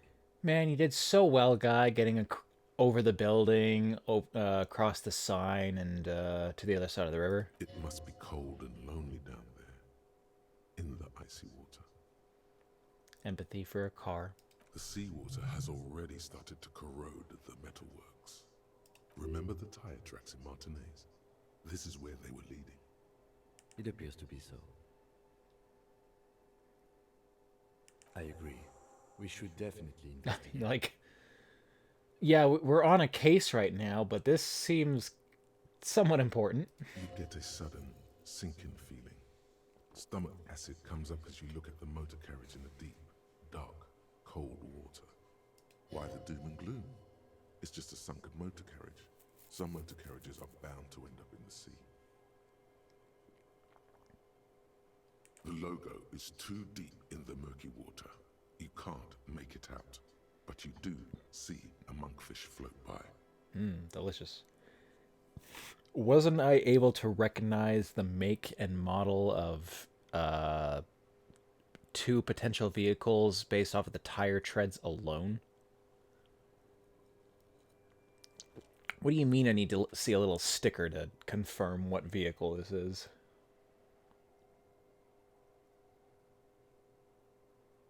The ice hasn't closed around the vehicle yet. My guess is it's been here since last Saturday or Sunday. The estimate is correct. The incident probably occurred on Sunday evening. The motor carriage is probably stuck in the ice.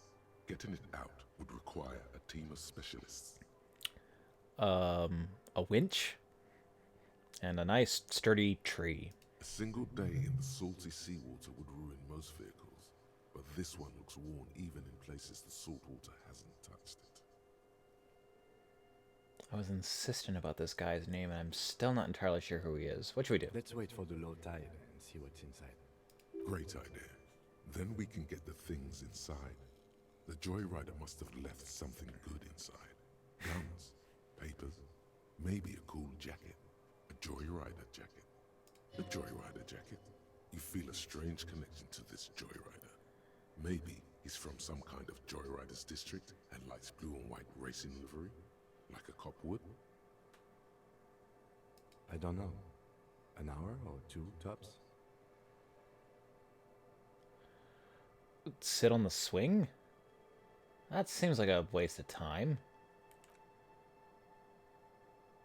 I guess. As you sit down in the old, rusty playground, The world around you becomes very silent. I have other things to do. I could go check those The traps. hinges creak under your weight, dangerously so.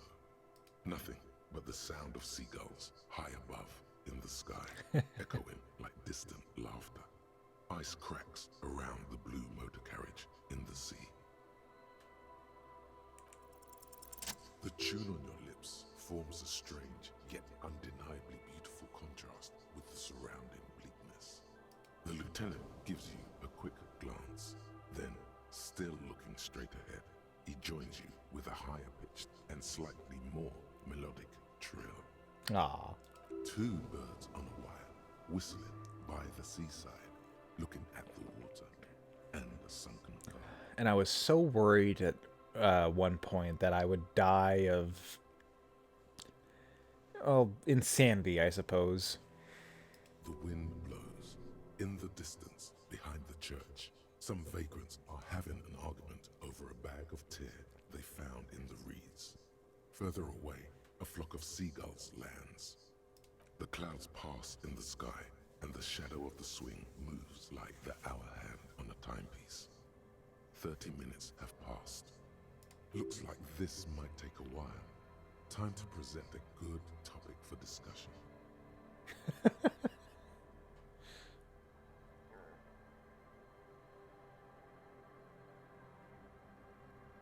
I believe it's following a pattern set millions of years ago by cosmic forces. But I suppose it could move quicker. I mean, it's not like the tide is going anywhere. We could go do other things instead of sitting here on our ass. Clouds on the horizon grow darker, and the shadow of the swing set keeps climbing. You hear the distant rumble of the city. 30 minutes pass.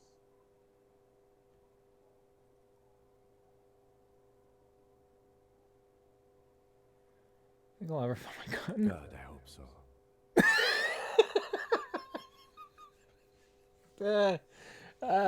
Why is that, Kim?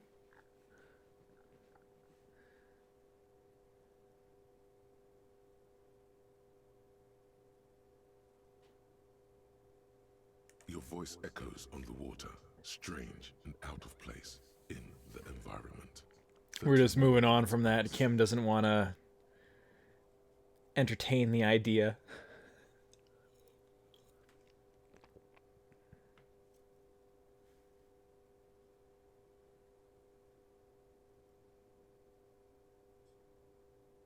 Yes, 41. What do you think it stands for? It's as if he knows what it stands for, but wants you to say it. It's pedagogical. Does he know something about that speed racer?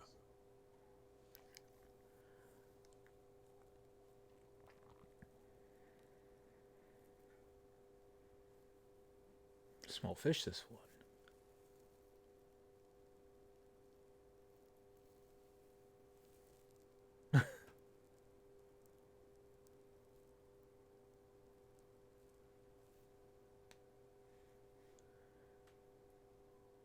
District something, a precinct, something municipal. Oh God, no. I'm sorry, Harry. I'm so sorry. 41. Precinct 41. A massive pit opens up in your stomach, and the most terrible feeling comes over you. My car! No! Oh God, Harry. Oh God, Harry. What did you do? No, I didn't do nothing besides maybe leave my keys in the ignition. No. Just no. Say no to this, Harry. Yes, your car is in the sea. Face it, so we can start dealing with this. No, it's the street racer! There were never any street racers. It was always you. You drove your car in the sea. I'm Ah! afraid so, yes. It looks like you started in front of the whirling, jumped over the canal, and then drove your vehicle in the sea right here. I know I was like really drunk and now I'm an amnesiac, but I think I'd remember something like this.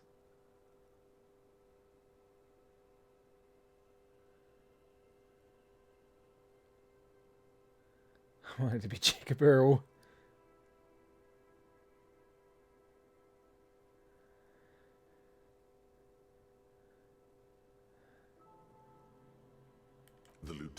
adjusts his glasses and doesn't say anything. You can still whistle. Besides, the night is always darkest before the dawn.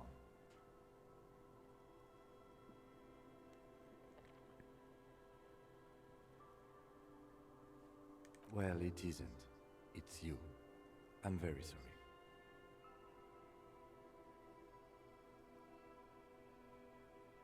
Detective, we don't. A rescue operation really isn't viable at this point. Ugh.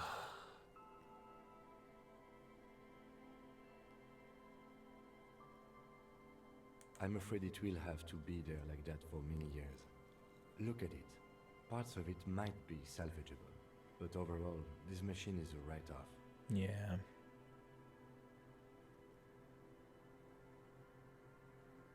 People are more valuable than machines. Training a police officer is even more costly. People, yes, but not you. Oh. Self-criticism. Ah. Oh, cuts deep. Ah.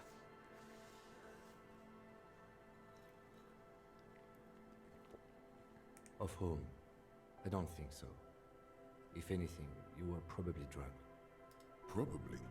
Try definitely. Yeah. I can still fix it. I don't have a rope. I don't have a winch. I don't have a crane or another motor vehicle at my disposal. Oh, okay, no, I do have another motor vehicle at my disposal. That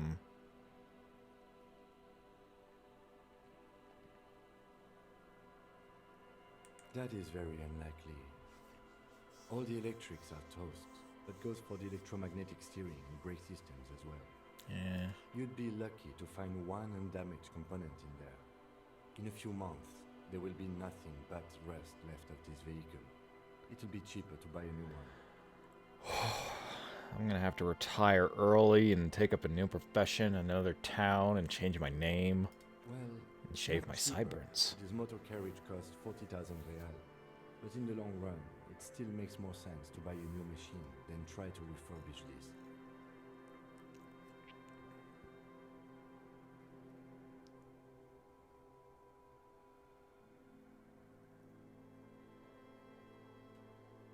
Let's face it, this is a substantial loss to your district's budget. I mean, my station only has 4 other vehicles in addition to my kinema. This was 20% of the station's vehicular budget.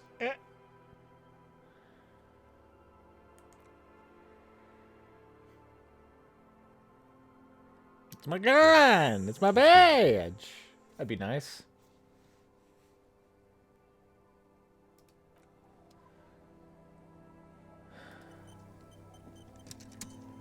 I can see why it was so important for me to view this. So did you watch me drunkenly drive my vehicle into the river? RCM badge. Lieutenant Chef de Bois. And my commander's jacket. Did I bring 2 jackets with me? Oh no, this is the patrol cloak, which I guess everybody would be outfitted with. And I think that's it. Sprint and Shivers or Visual Calc.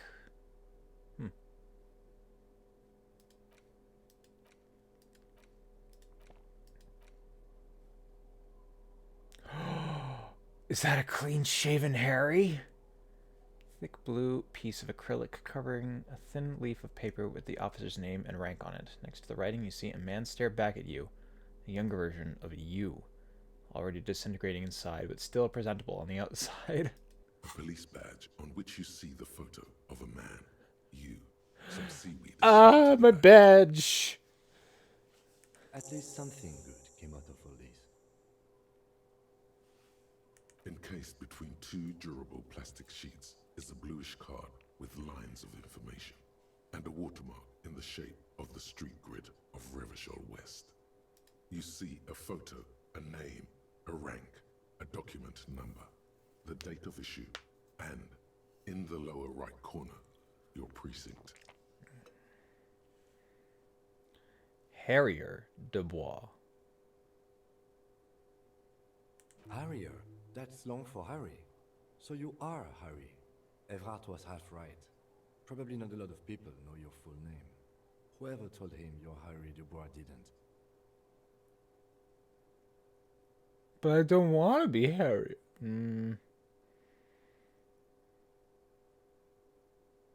What kind of name is Harrier? It's a wartime name. Revolutionary. The kind mothers give their sons during troubled times. Like Undying or Boxer or Ironhide. How do you abbreviate names like that? Like this is a name for a well no, this is a breed of a dog, not a name for a dog. I mean Hyde's name on that 70s show is actually Michael, but I guess that would Hyde would be an appropriate shorthand for Iron.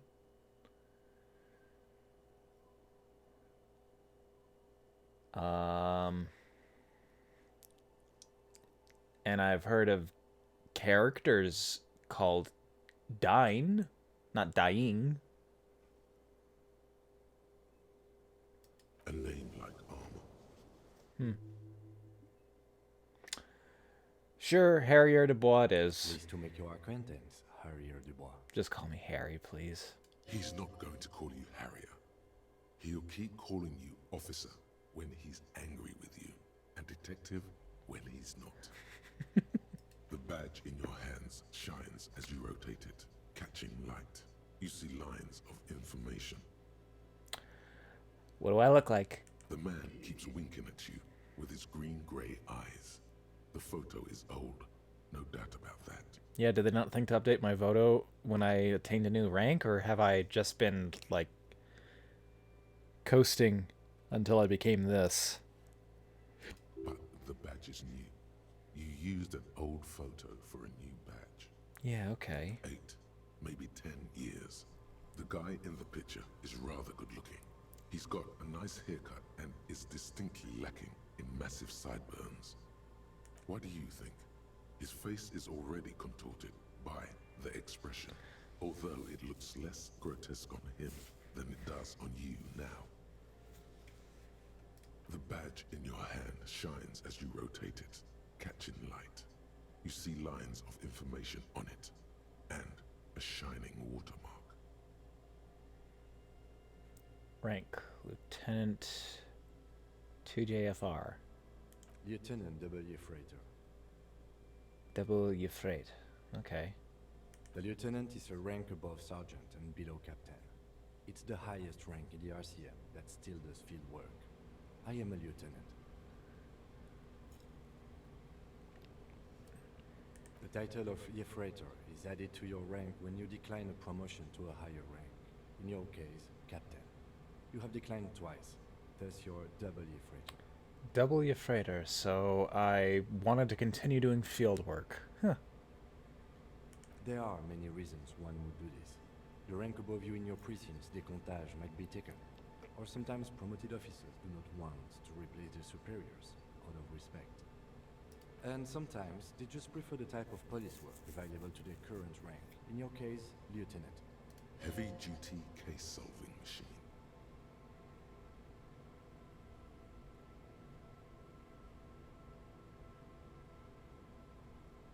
Décomptage is the hierarchical system employed by the Revachol Citizens Militia. It means counting down to twos. The countdown is modeled after the dual leadership system employed by the left during the revolution, which in turn was developed by last-century experimental psychologists in the University of Königstein. The lowest rank is junior officer, usually teenagers. Then there are the patrol officers, then sergeants, lieutenants, then a captain. That's basically it, except for a few kings. Kings like satellite officers and the additionally a freighter rank I already explained. The long and short of it is, you're his superior. Wait, am I? I thought you said we were both lieutenants.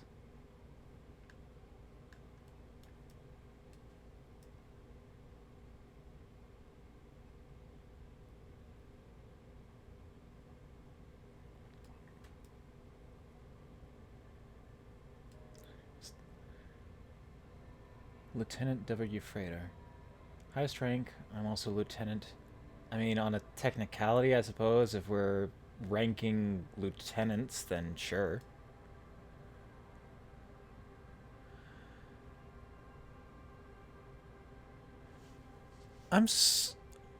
Wow, I'm surprised that there's any sort of, like, ranking between lieutenants in that capacity. Like, we're both of the same rank. I've been reviewed and approved for promotion, but I turned it down to maintain this rank. Doesn't that mean that I should have the same sort of seniority as any other lieutenant?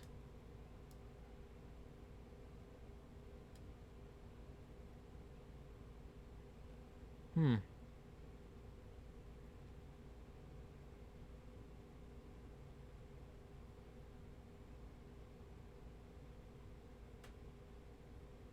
No, I've been putting up with you because despite an unconventional approach, you are doing good police work.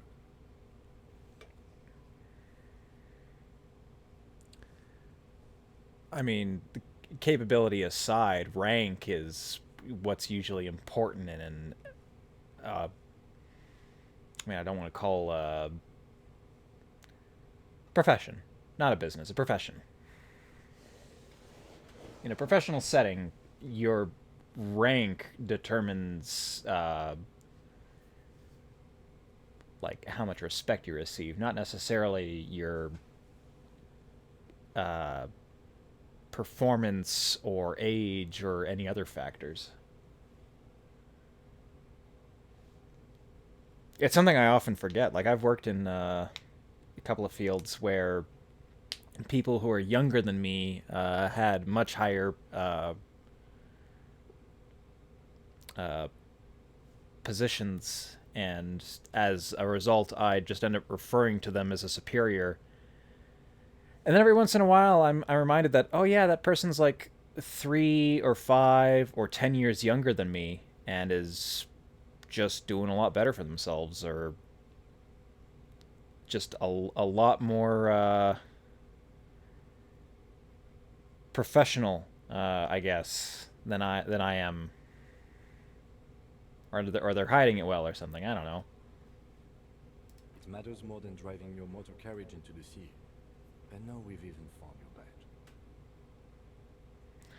Yeah, I can ask Joyce about something. He trusts you, for now.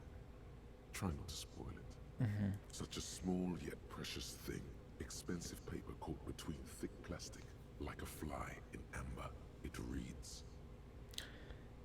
Serial Revachol 1262 5 Jamrock 41.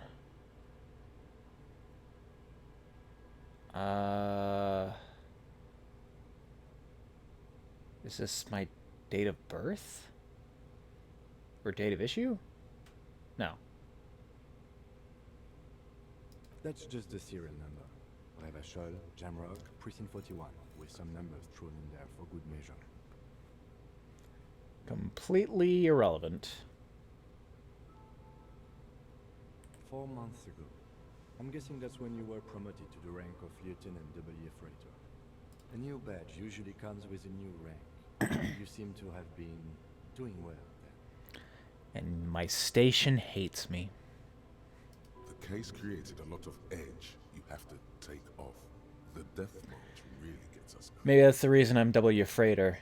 I did very well. I pissed off a lot of people in the process. I attained promotions rather steadily and quickly, and didn't want to get any higher as to avoid ruffling further feathers.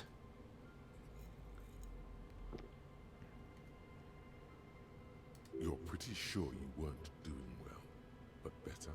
Probably yes. I know what precinct I work for.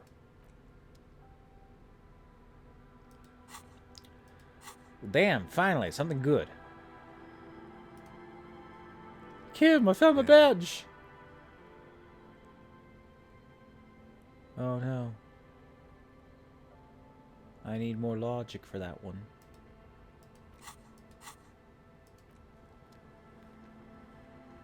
Well, I can do that in a sec.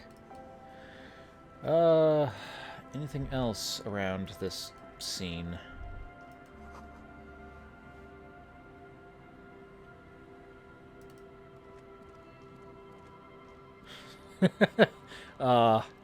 Man, this is so like me, approaching an important event from the opposite direction. This is it. The scene of the party. The fire pit. Cigarettes and empty bottles all evidence it. Looks like they were here a while, judging from all the bottles. The sunken motor carriage provided them a focal point, like a goose ice sculpture or a chocolate fountain. Looks like it.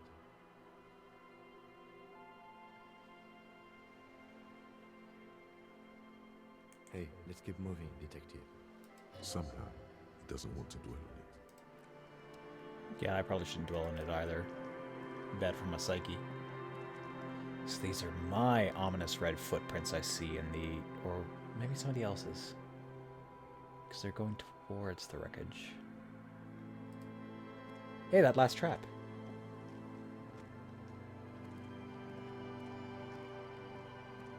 This trap's not too hard to spot, once you know what to look for. Keeping it hidden has not been a priority for the cryptozoologist. Bugs aren't that smart. The reeds bend forlornly toward the sand. You see slabs of concrete north. In the east, the city center hums to you.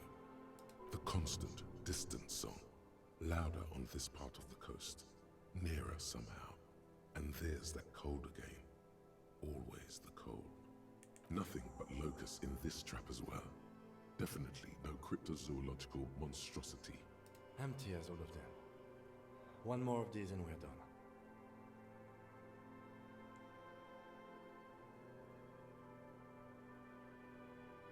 No, I'm fine.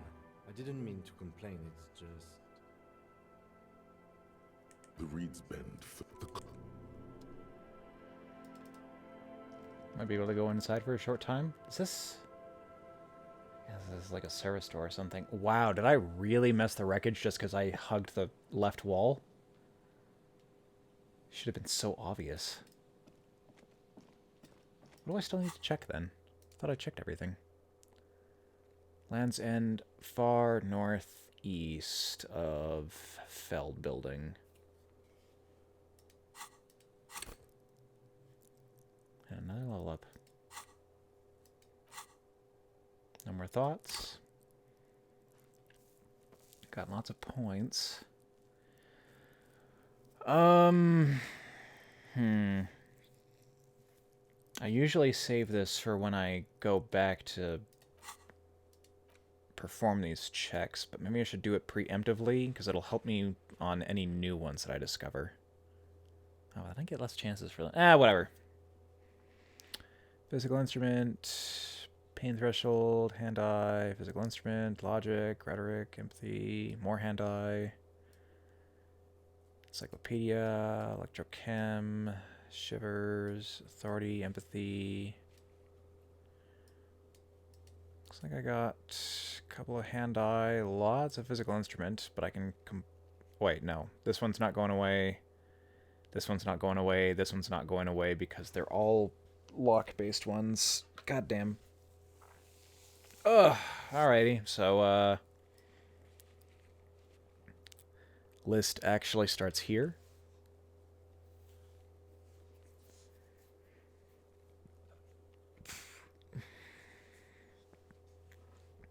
I had a wash basin check to shave myself that it went unused. That's all I can imagine. Logic, physical instrument. Okay, 2 hand-eye checks, and this one's pretty important.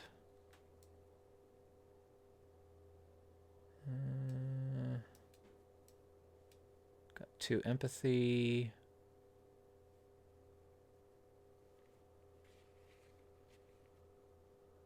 To rhetoric.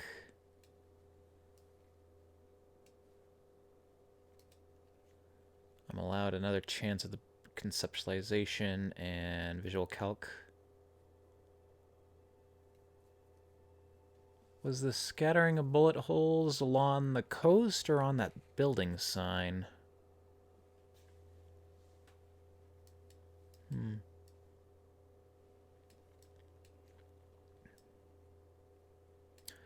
there's a couple of hand-eye coordination ones that I'd like to do. So, maybe I should do that.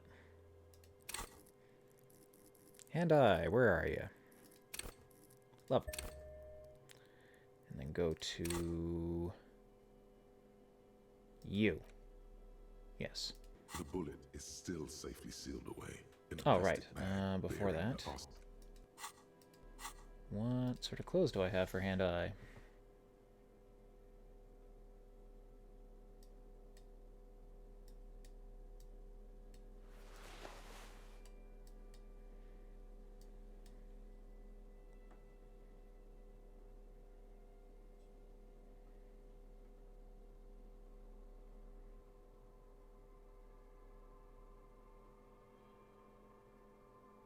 Nothing I'm wearing.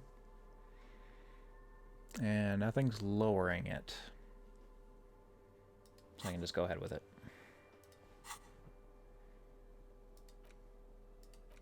The bullet is still safely sealed away. Yeah!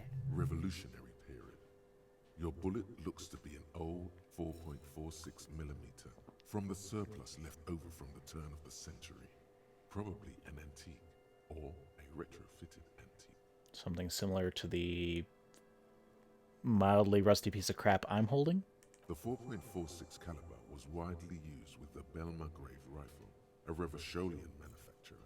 The BM dominated the battlefields of the Insulindian theater of the anti-centennial revolution 50 years ago. Incidentally, you have just such a rifle with you. The dusty old thing you found hidden in the basement below the commercial area. It's unusable, sadly. If it were, the bullet would probably fit the chamber. So similar to the make I'm using. No, but Zeliger, a major firearm manufacturer, ended up with a surplus after the war. So there are still a lot of these old military rifles floating around, usually broken. The quality was appalling. Antiques enthusiasts, guerrilla fighters in distant countries, a few lucky jamrock bangers. You're looking for the same thing you found in that hidden weapons cache, only in working order. Well, I got something to compare it to. What are you thinking? Bullet? Okay. And? An antique. That makes sense. There can't be many breech-loading rifles floating around in Martinez or anywhere in Ravachol, really.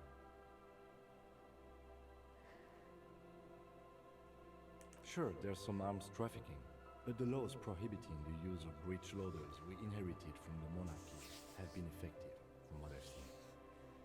Some new RCM recruits get impatient with their muzzle loaders once they've trained with military-grade weapons, but they realize it's worth it in the end. Prohibiting peacetime law enforcement to front-loaded rifles is a policy enforced by the Moralist International in all the nations of the Real Belt. Man, this skill has been doing wonders for me. I've gained like almost $20. Which means I've also gained like 100 experience.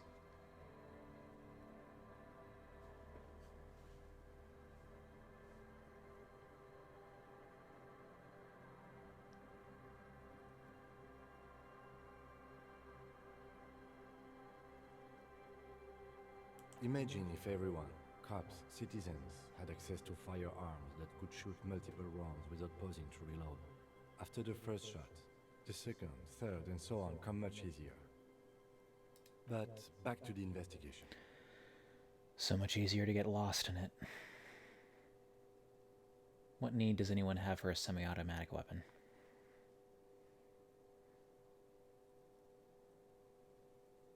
Or a full automatic?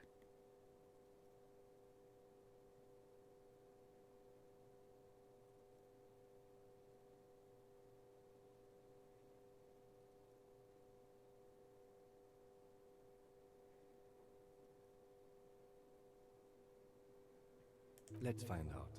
Next step, finding the gun itself. Okay, and? An antique. That makes... I have to hand it to the monarchs. It's quite admirable that they took the advice of criminologists last century and banned the use of breech loaders in peacetime. Some new RCM recruits get impatient with them Prohibiting peacetime law enforcement. Imagine if everyone, cops, citizens... But back to the investigation. Doesn't seem that likely, but we'll check out all possible leads. Next step, finding the gun itself. So our best lead is probably a banger who's discovered an old rifle still in working condition.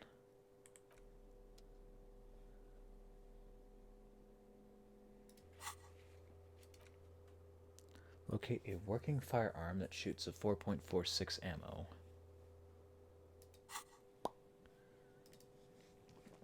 Alright, making some good progress. I found my badge and I've narrowed down the murder weapon.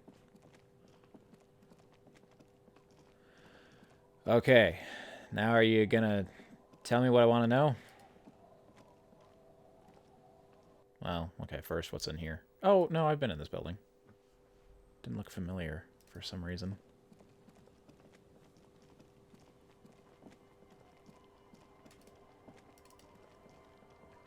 Yeah, I might have just ignored these guys before.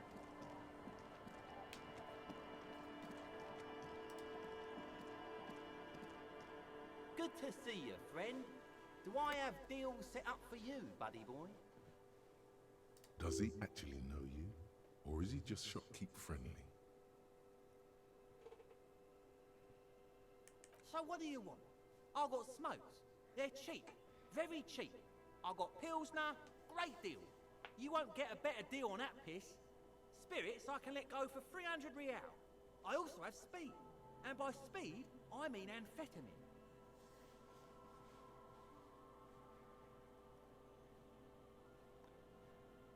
Why does that bottle cost 300? See, friend, it's real valuable. Worth every real, if you catch my drift. Got it from a bit of a business venture.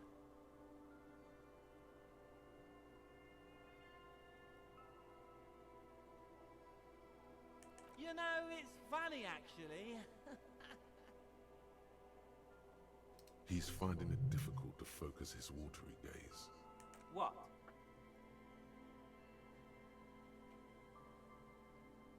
This guy.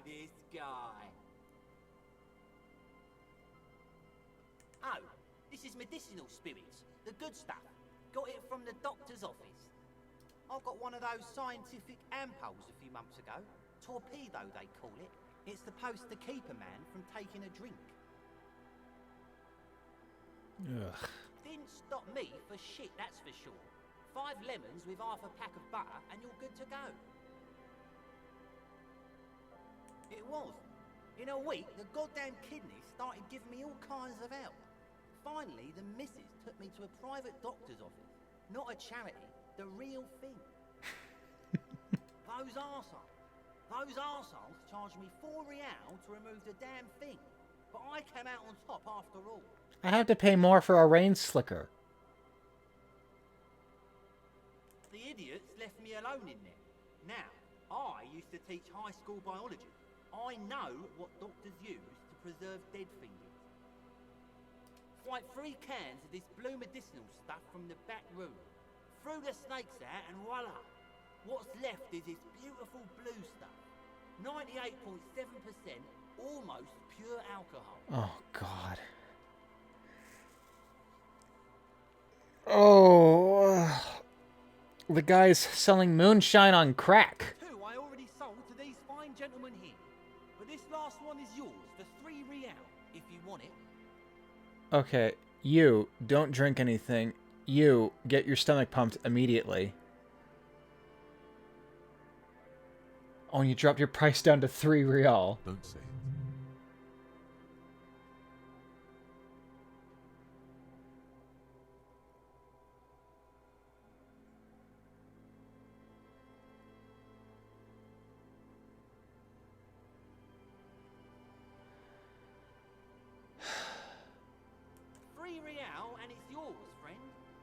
of a lifetime. Well done. You got it. That's a much more reasonable price right there. Makes sense now. Okay. I should probably just take this from him, but I did just get a 99% deal. Just make sure to enjoy that one, friend. Harry, we're just going to store this one as a sellable item, okay? We're not going to let you kill yourself by drinking it. That's just not an option. Sell it at the pawn shop for profit.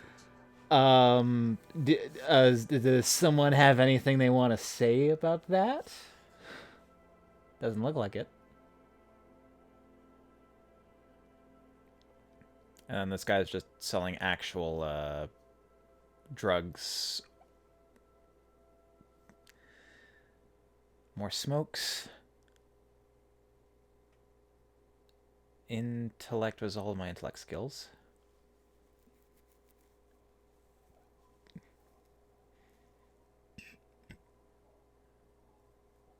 This was more physical stuff for less... It's more strength-based stuff for less wisdom-based stuff, I think.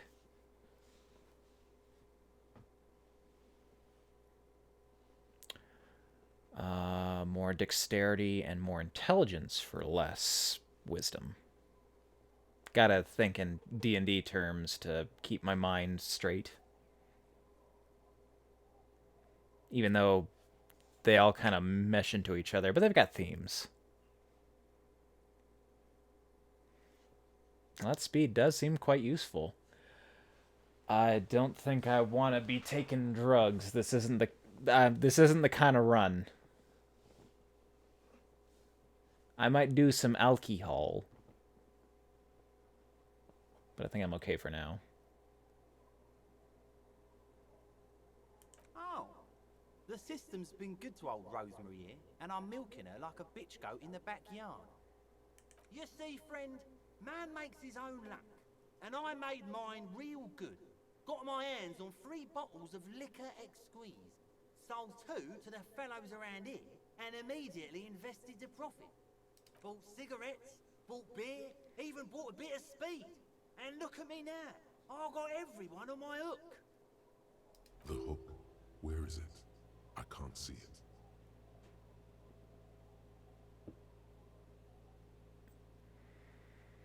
Of course, of course, of course.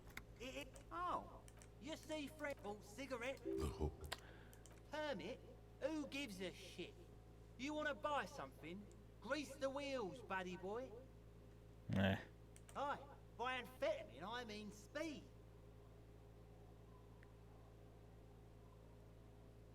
Sure did, buddy boy.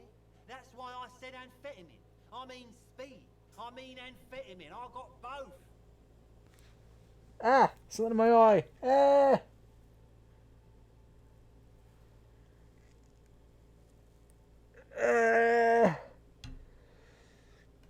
Don't think this absolves you. I'll be with you in a second. Ah!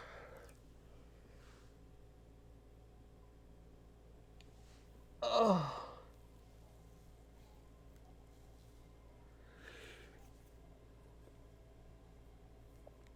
Oh, God.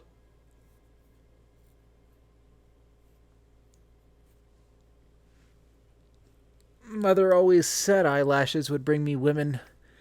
But all it's brought me is pain. Ah!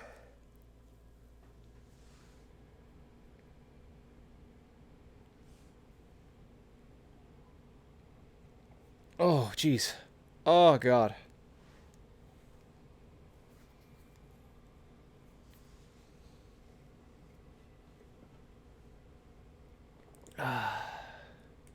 Good, my man. Now what can I offer you? No arresting this guy who's just dealing in speed. But I'll arrest a couple of kids who are thinking about dealing in speed. That's some good police work right there. Tequila sunset.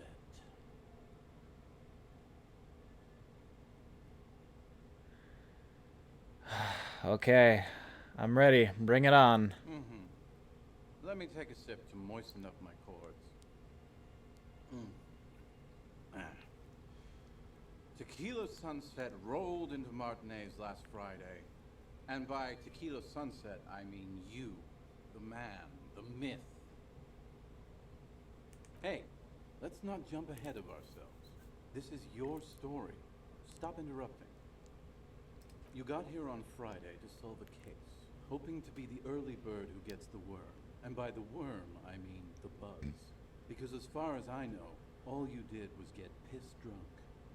Word on the street is you went around the local hostel telling people that you're a police officer, and that it would be really fucked up if you shot yourself in the head, right in front of them. That's pretty high concept, if you ask me. Just let him do what he wants to do and hope he doesn't shoot himself or anyone else. It is. Does that sound like something you do? Yeah, probably. The lieutenant's brow is furrowed. He's listening as casually as he can. Well, feel free to gawk, Kim. I don't mind if you look at my dirty laundry. Here, we can gawk together. It was a late Saturday night when we, the Union of Moribund Alcoholics, were getting our drink on. Nothing remarkable about this. We get our drink on 24/7. Makes everything warm and glowy. I trust you know the feeling. I'm feeling it right now. One moment we hear the sound of a motor carriage revving up somewhere on the plaza, followed by a series of dings and bangs. Do you remember the sound of wood cracking? Behind Valhalla, this is probably the second most appropriate game to drink to that I've played.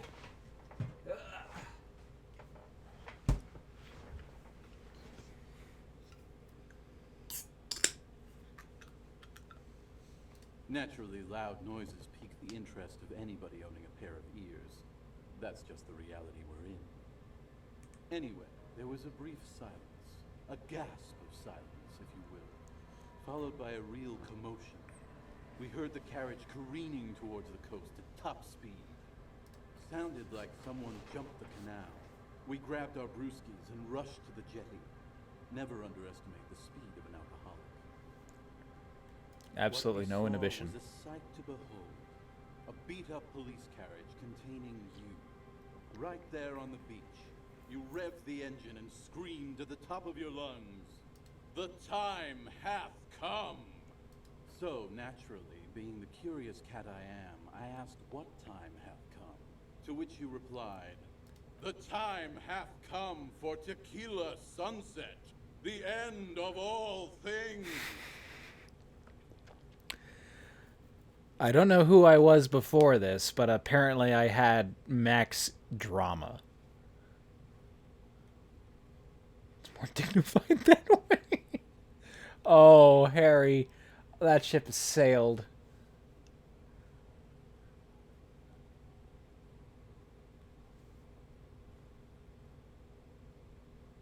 After which, your reality contracted. You jammed the pedal, plowed right off the jetty, and through the ice. We ran towards the ice, whilst you crawled your way out, miraculously unhurt, covered in seaweed and shit, like some kind of sea monster. When we finally got there, you were sitting on the beach crying. You said that your badge and uniform were in the car. It was too late to get in there, though. The carriage had sunk too deep. Recognizing a brother in need, we offered our condolences and invited you to party with us, which you naturally agreed to. Still wet from the sea and freezing cold. We asked about the whole Tequila Sunset thing, and you told us it was your name now, and insisted that we all call you that from then on.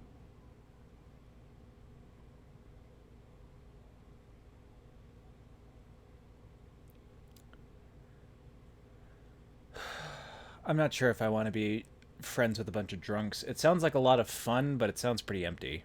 No, that's just what your mother called you. Your real name is Tequila Sunset. Just embrace it, brother. No. Hours. It was an all-night drink-a-thon.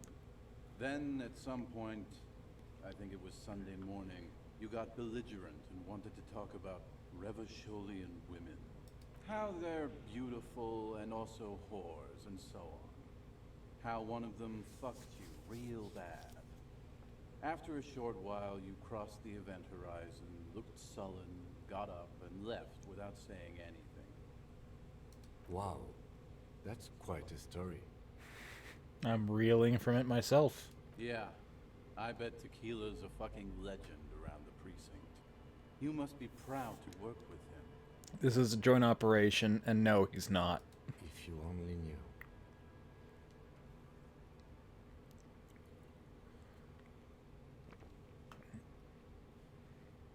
You were pretty vague about it, but you kept saying you got fucked real hard, and that we've all been fucked too. Lady Liberty?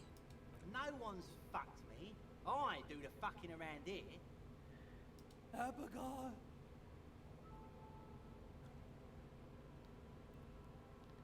Why do I get the feeling that you're Kuno's dad? I feel like I've said that about someone else already, though. It seemed pretty painful, to be honest with you. If I had to guess, I'd say you're still working through some shit. Beside your gun and your badge? Oh, no. You said something about your hope or heart or something.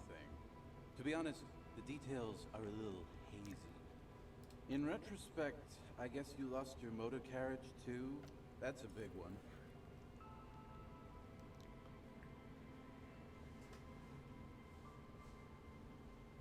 You told us that they were a bunch of fucking losers whose main interest was cramping your style.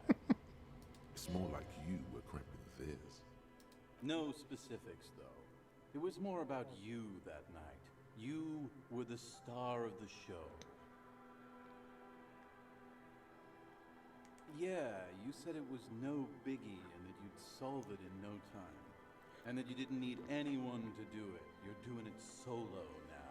Did I used to have a partner? A lot of cops go solo and hermit once they reach that level of alcoholism. Not like anyone wants to stick around. It's not meant as a joke. He's sorry for the hermit cop. But I'm not the... Wait. No, I'm the by the books cop and I'm the art cop. No hermit cop. Yet. Yeah, you said that you'd really behaved unreasonably. Oh, hold on. What I said might have been taken out of context. Let me explain. Representative of the coalition.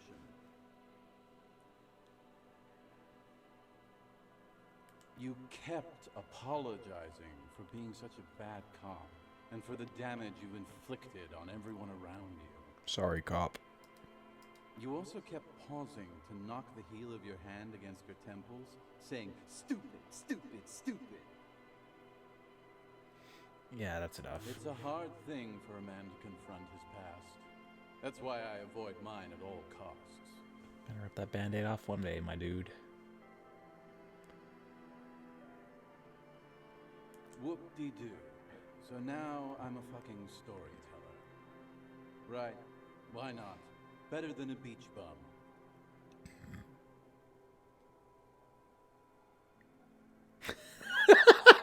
Alright.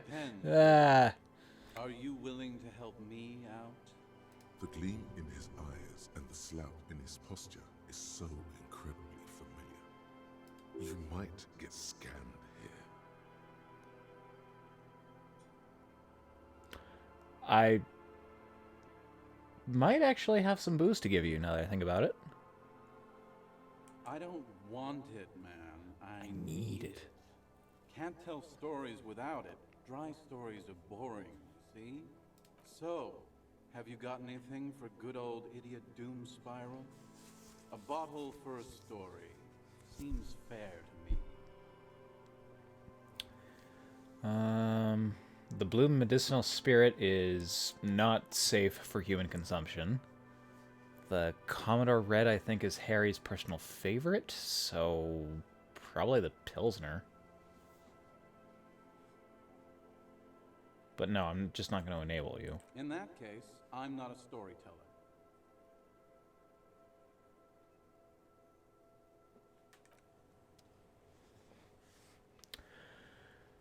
Okay, well, with that settled, I need to take another short break here, so, you know, same as before, do what you need to do.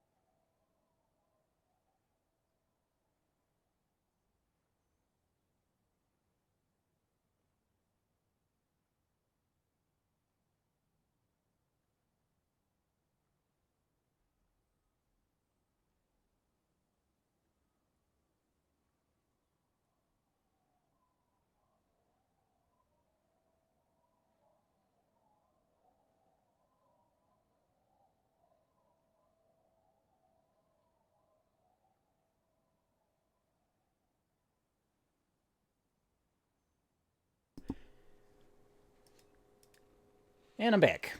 Hope you didn't go too far.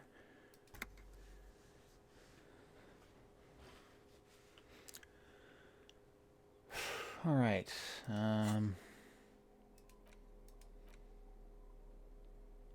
God, that moonshine.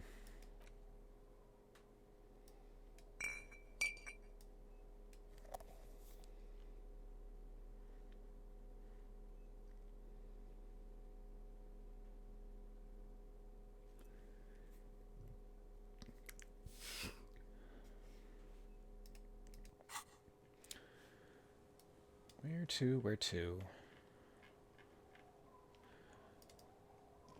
I need to find that last trap, which is to the northeast of... What? Feld building. And besides that, I think I leveled up the conceptualization or something that I need for a sign over here.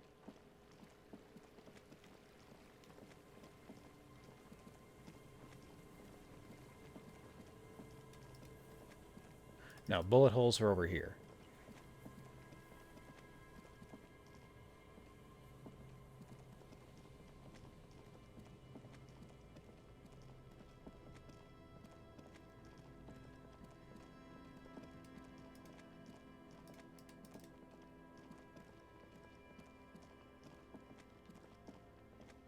A scattering of bullet holes is spread across the cracked wall, reaching from one corner to the other.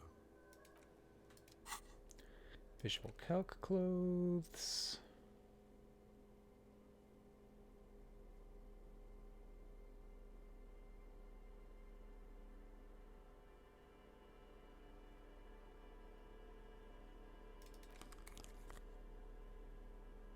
I was looking for yellow.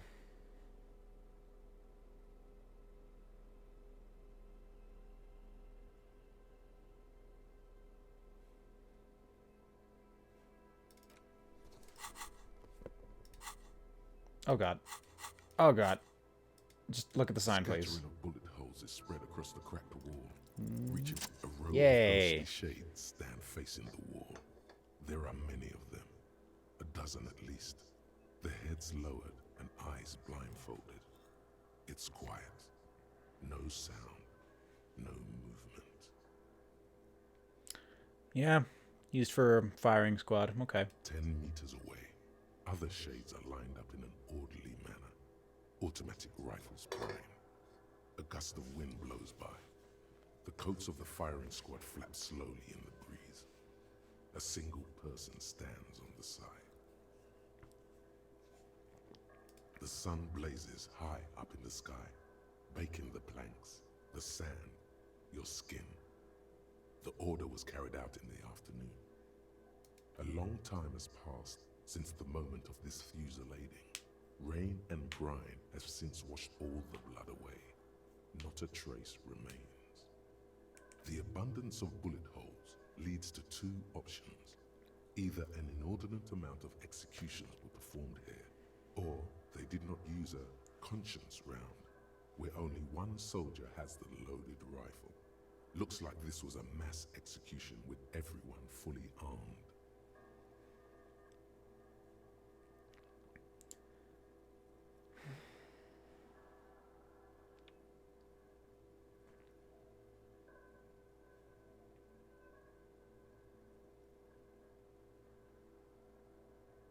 A host of men, probably in everyday clothes, ragged from the conflict and covered in dust. They were not sitting, a common practice for executions in some nations, as demonstrated by the height level of the bullet holes. They stand, facing the wall. It's impossible to discern any details about their personality or background. Ordinary people, familiar, each and every one of them. Well, how am I supposed to find this information out? Collateral damage on the Besides, path like, toward context normalcy clues. and progress. Such is your belief, officer. Maybe you should change it. They were praying, screaming.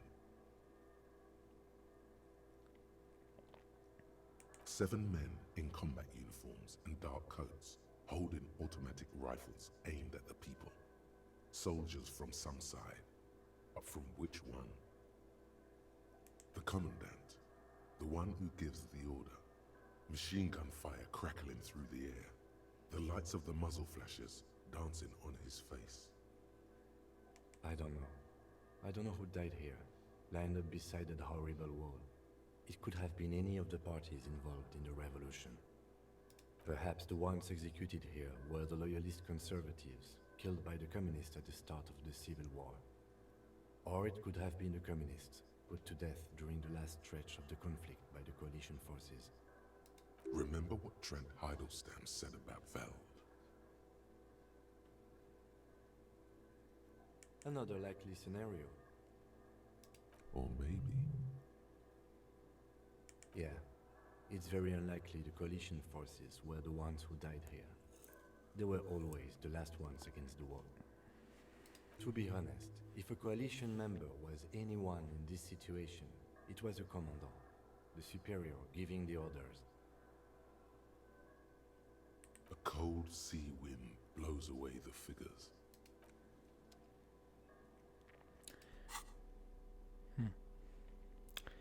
Well, back to wearing my preferred jacket. Cop, visual calc, cop and shivers.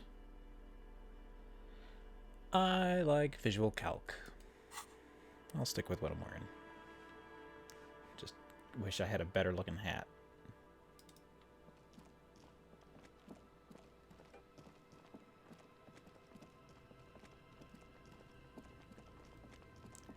And the Feld building was this one, so just northeast of here then.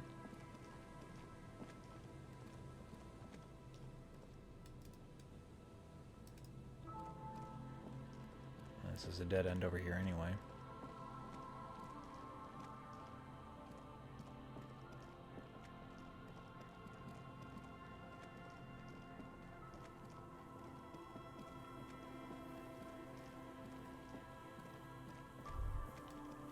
The remaining windows rattle from a strong gust of wind. They're covered in a thick layer of grime.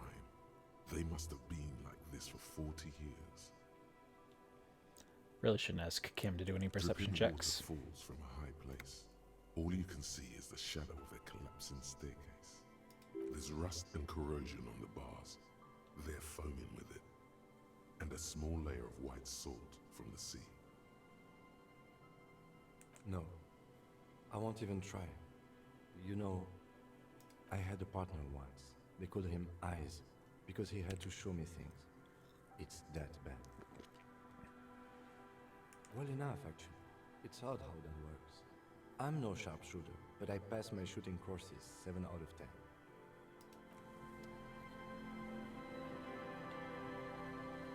Oh, what's this? Oh, it's an exit on the roof. So I need to find some other way into this building then? I don't particularly see one. But I haven't been in here yet.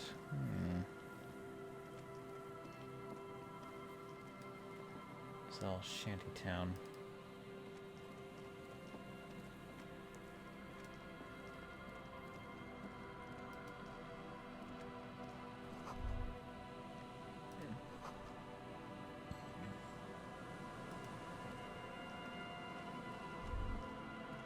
The smell. It's awful and familiar. Don't you recognize it? That hideous pungency, that faintly cloying sweetness. Only death smells like that. Something cold wakes in the pit of your stomach. Fear. What have you done, sir? It is death. It must be. The lieutenant has already brought a handkerchief to his nose.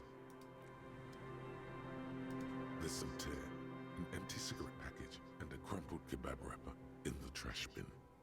2 empty bottles of Tallulah vodka and a can of black potent porter is all he find. No, there's more in there. Livis strawberry liquor, plus some Pilsner bottles too. Better not pick them up. They seem unhygienic. Not without a tear bag.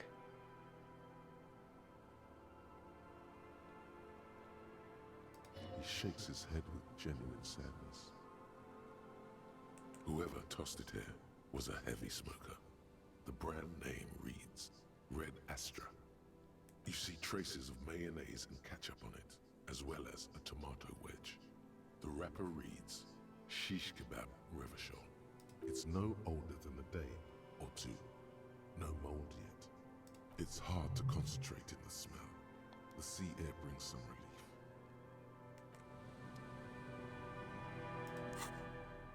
Put on my tear bag.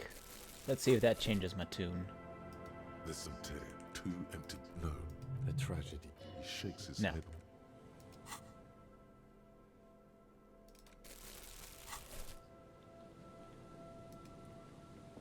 I'll talk to you in a moment. Actually, I'll put that my tear bag on and... can't take his bottle. Damn.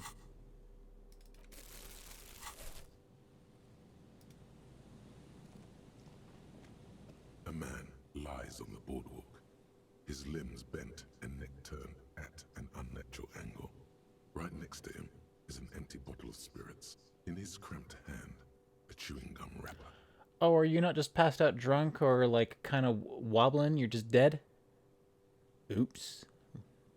The smell is not as bad as a 2-week-old corpse, but it's definitely heading there. Hold on.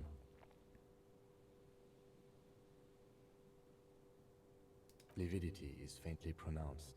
Whoever this is has been dead for 2 days. No longer. We need to investigate. Another dead body. This is your job. Steel yourself. I got my notebook this time. I can use mine. Calm now. Carefully. Just another day. Just another dead body. Breathe. There's some dried blood on the metal bench, right where the corpse's head rests. The floorboards are rotten and slippery wet around the hole. An empty bottle lies nearby. A chewing gum wrapper is clutched in his fist. Seems like he was drunk and slipped and hit his head on the bench.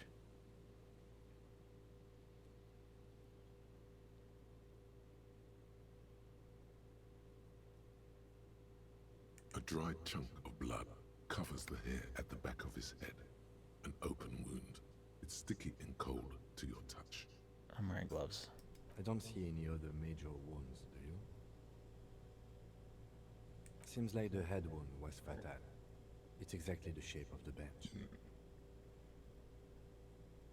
A .75 liter Tallulah vodka with its cap missing. There's hardly anything left inside. It's mid-market spirits with a slight touch of menthol. The man meant to enjoy himself, have a good time. Tear all around us. I only see the one Besides the 2 in the trash? No, 3 in the trash. No, 2 different brands in the trash. Grabowski spearmint chewing gum. Green leaves on the cover. The man's mouth is half agape from the terror of the fall. The blackness of death. Stench. You think you see white chewing gum too. Confirmed. Nearly the whole pack is there. Solidified on his lower rear teeth. He ate the whole pack, right? It's to cover the smell of alcohol before going home. The worst thing is, I've seen it before. Almost the same scenario. Even the chewing gum. It's always the same. They screech under your feet ominously. It's hard to say whether the dead man's weight was the cause of the boardwalk to break. It definitely looks fragile. Yeah, this doesn't look like the kind of place I want to be just casually strolling around. That, that lookout point is just barely holding on there. You see waves churning below. Something cracks beneath your feet. He could have easily disappeared into the sea through that hole, and you would have never found him. The entire boardwalk creaks in the wind as you take a step back. The man has fallen through a crack in the boardwalk and hit his head against the metal bench. Coagulated blood covers his black hair. One of his feet is still dangling through the hole. You have to be quite inebriated to fall that bad. Well over a liter of pure ethanol. 3 bottles of wine, or 1.5 of spirits. Or maybe it was just dark. His expression is dull, like the sea behind him. Drops of water shining on his mustache. His eyes, empty and wide, look frightening in their frozen gaze. Height, 170 to 175 centimeters. Curly hair, stout build. Age, approximately 50 to 60 years. He's wearing mud-caked boots, beige trousers, and an old brown leather jacket with a bright blue lining. There are traces of kebab sauce on his chest. The leather jacket suits him well. It must be custom made. You find some sunflower seeds and a rain-soaked library card folded into 2. His jacket feels sodden and heavy under your hand. Good. We should take a look at that library card after this is done. Looks like one of the locals. He'd have to know this spot to come here. You don't just walk over here. Unless you're completely lost and wandering around. But that's just a lazy assumption. What do you think? At least this man knew how to party. Imagine the same scene without the bottle. Now that would be just sad.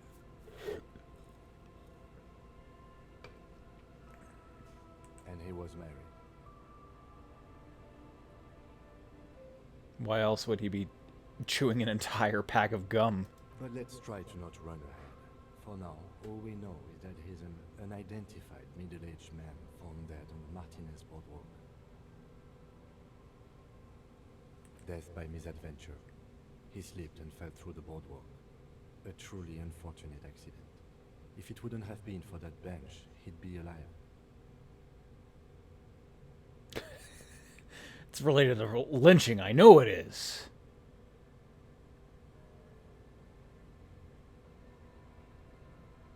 They'll seal this place off after the news reaches the coalition officials. I doubt that they have enough resources to actually repair the boardwalk.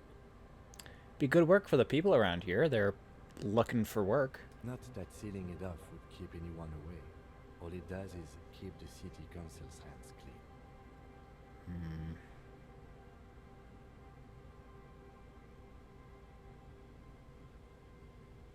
It does seem to be a pretty straightforward misadventure, although there's still a question of identifying the body. From where I stand, I can see 2 options. We either take the case and follow the leads to identify the body on our own, or we report back to the station and leave this for our colleagues to handle.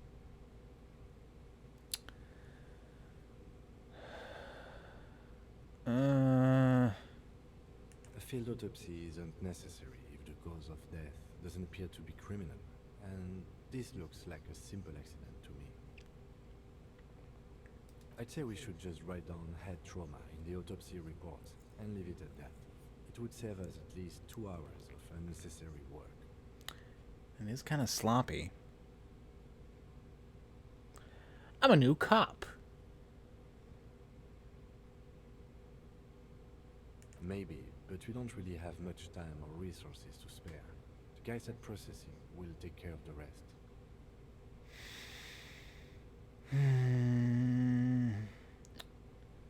This might open me up to some fun options, but Ken's making a lot of sense.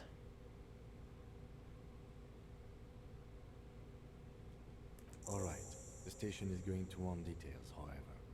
Let's examine that library card you found on the man's body, see if it has any clues. Then we can call the station from my kinema and hand over the case.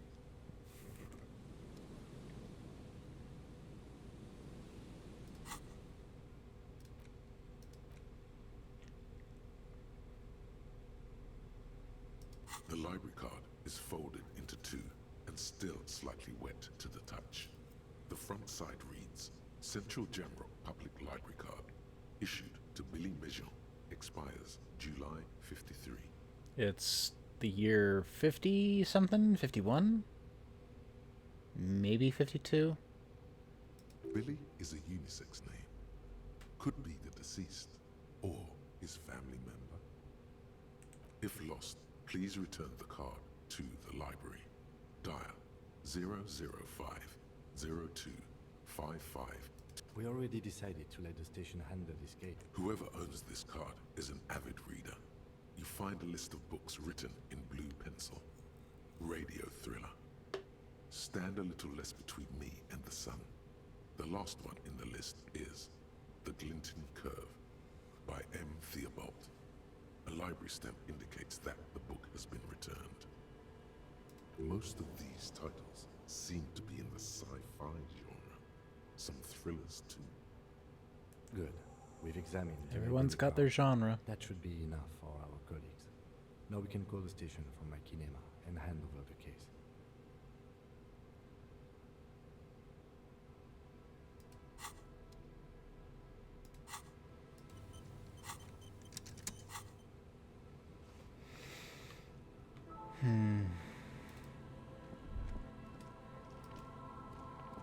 Oh, there we go. Yes, they are. I should be careful. I could die. Or at least experience some severe head trauma, and then Kim would probably have to help me. That would really eat into our case time. You pick up the handset. There's a tone. The machine is operable.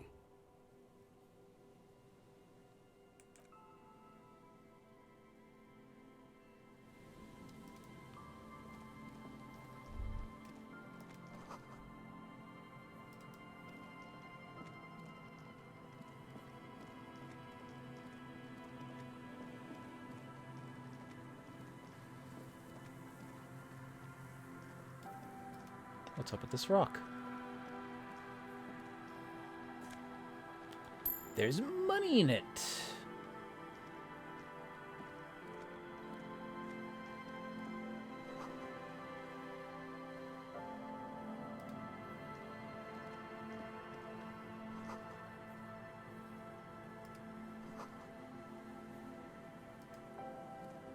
What is this building used for? Worn by elements, guards the depot. The wind has blown a sand dune in front of it. The door hasn't been opened in a long while. You see a handle. It's military. A service depot of some sort. Probably something that is no longer there. It may have been used to service an aerostatic battleship in the atmosphere, or a fortification, like a sea fort in the bay. I think I had a good number of interfacing items.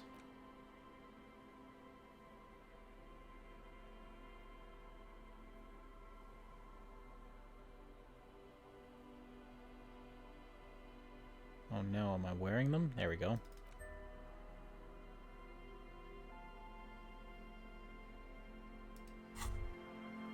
As you fold your fingers into a fist, you realize you could knock anyone out.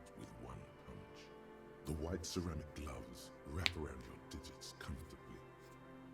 Your movements cause tiny little clicks, like dice rolling somewhere far away, as the plates reorient to your motions. The hardened vitreous enamel, at once sleek and light, adds a glow to your cheeks and a spring to your step. Just imagine what a full suit of this stuff could do for you. Well, that's a shame I can't get the feet. You really do feel more confident. Invulnerability does that. Even partial invulnerability.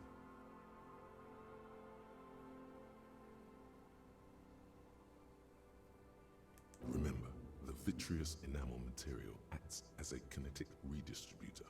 It's meant to stop bullets. Wear it. Observe its properties. See if there's a weakness in the design. Oh boy, another thought. For the day you have to fight someone covered in the same material.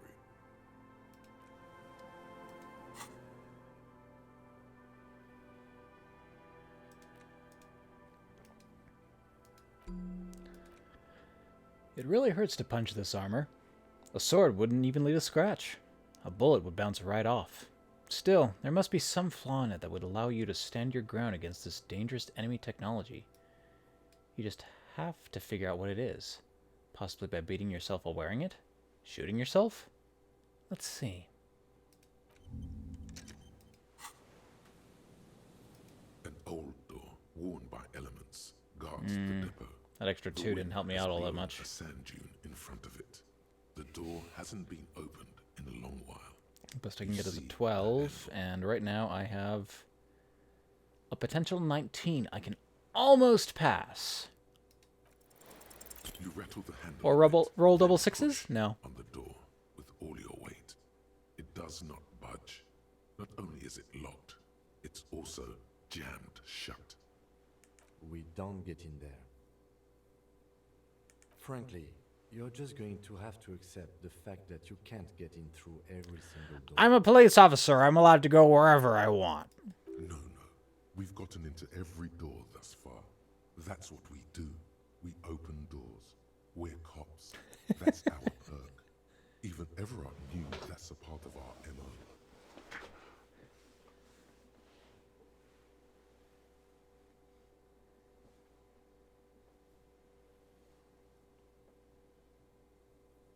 Yeah, I understand you.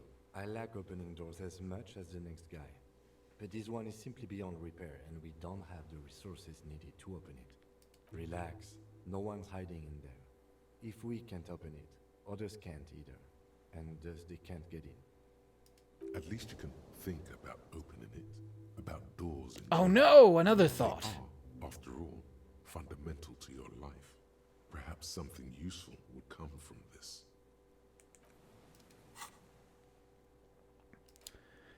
For the rest of the world, the ace is high is... Wait.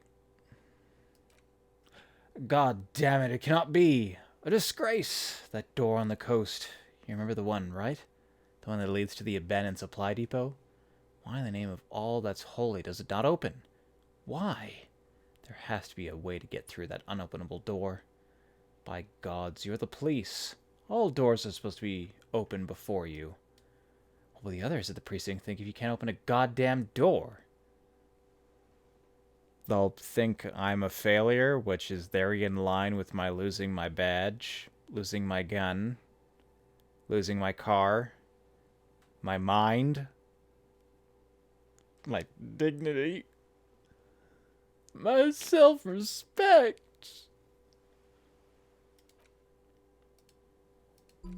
Time to internalize another thought.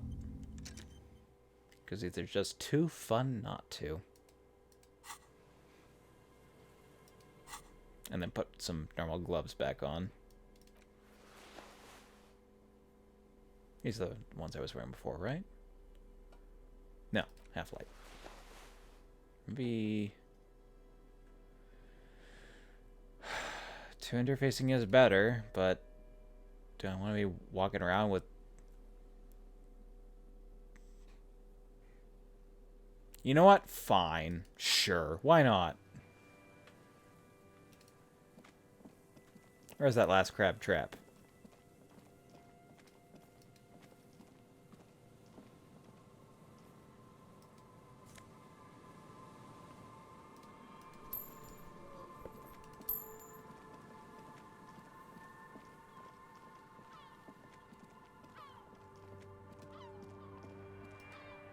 Oops. It takes you a moment, but finally you spot the last of Morel's traps. This one's partially obscured by the reeds. The reeds shake sadly in the coastal breeze. Snow specks the stalks. Most of it melts quickly. The reeds seem to be waiting for something. The wind picks up here, near the cape's end, surrounding the narrow strip of land from 3 cardinal directions. It's cold for this time of year. The trap feels light and silent as you pick it up. Something is different here. No locust. No phasmid either, but still. Well, the bait worked on something. This doesn't mean it was a reed monster, though. Unless you see one in there. I just see an empty trap. The netting is a little untidy, messier than the others. Like someone or something picked up the trap and shook it before dropping it back down on the ground.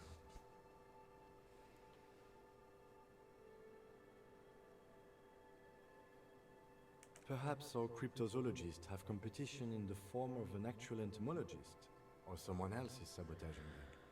I could present more theories, but then I would be taking this on as a case, which I'm not.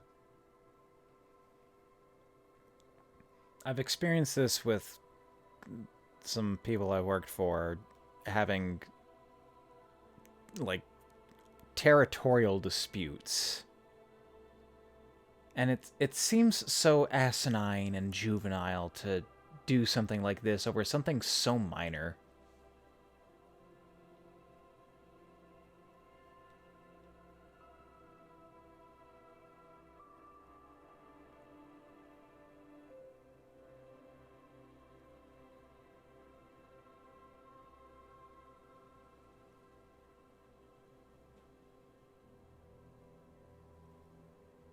Okay, but after that we get back to our own assignments. There really is no explanation for this detour at this point of the investigation. No, it's more so just making like company.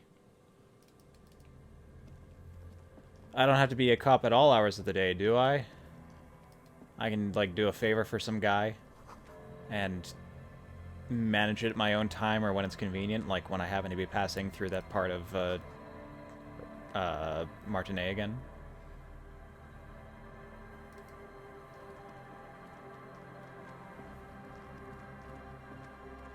Nothing over here.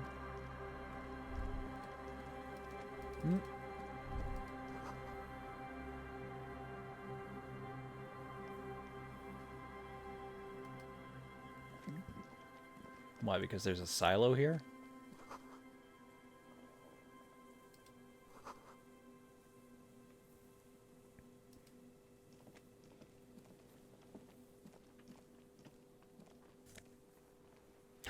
Another tie! Or a scarf. Ooh.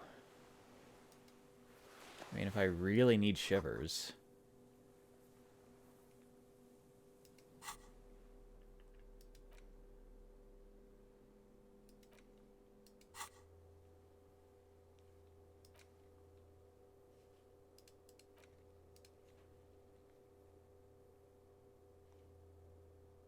Wait, something's changed about this.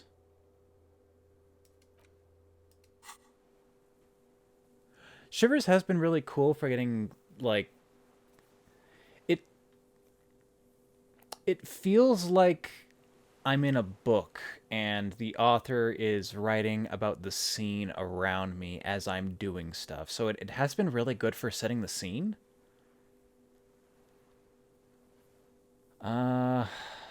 But I'm not sure how useful it's actually been for me thus far. Flavor-wise, it's been great. Right up there with Inland Empire and Conceptualization, I think.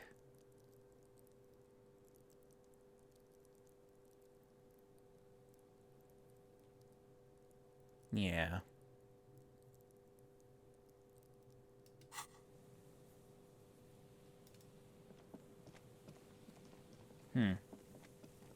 I was kind of expecting this to lead somewhere. This part of town isn't all that big, unless I've failed in exploring everything.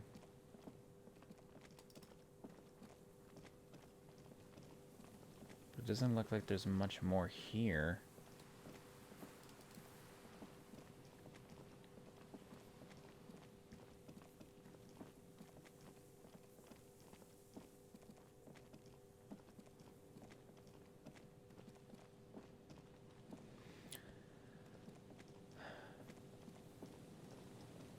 Well, I have a couple of reasons to go back to the part of town I started in. But it's only 5 o'clock. I'll scrape everything before I head back.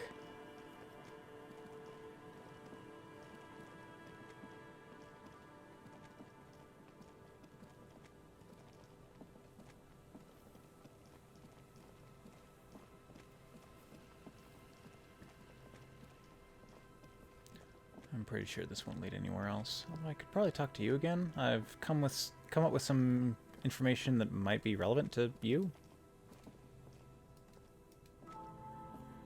Hello again. No. You see, a slogan used to intertwine with... Looks like tomorrow never came.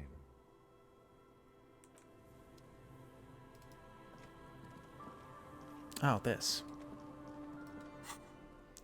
Crowbar, crowbar.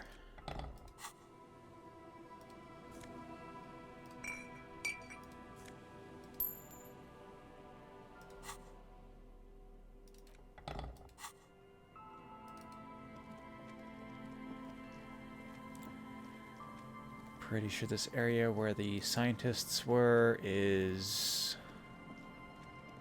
a complete dead end. Might get another thought, but nothing else to see out here, which is what I was really hoping for.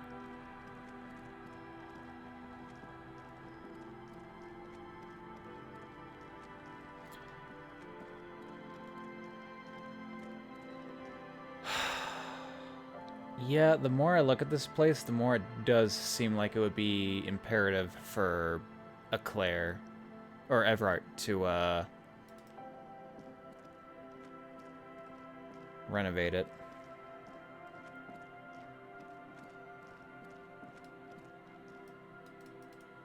I suppose I can ask the people and see how they feel about it. If they're super against it, then forging the signatures is still going to let it go through, right?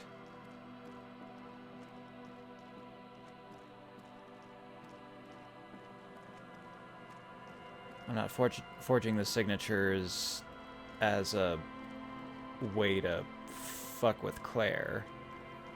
I think I'm just doing it in spite of the people who live in this area.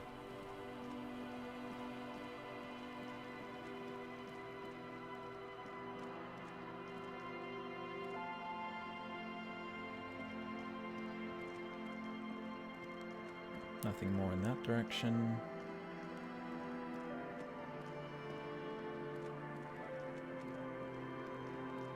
I can't cross this for some reason, so I guess that's for later.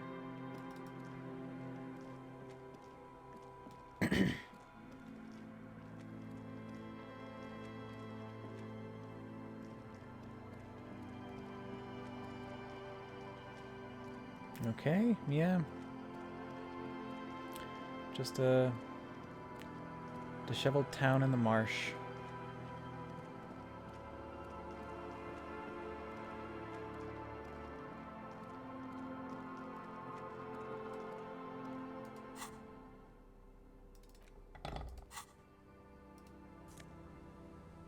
Yay, more glasses. Pair of sunnies.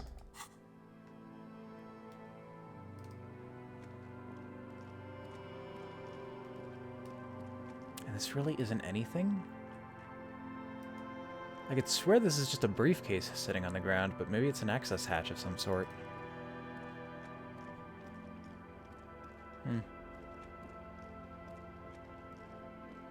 Alright, well. What tasks do I have to complete? That's just a passive thing to keep asking Joyce. Right, I was going to talk to people. I still haven't found a music tape. Don't know about that. Don't know about that. I can get this now that I found my badge. My badge will probably help approving my authority, so I can likely go back to Titus as well. I haven't found anybody to talk to about tattoos.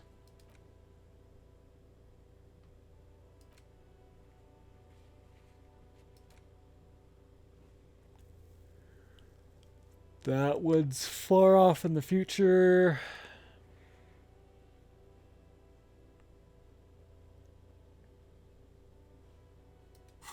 Okay.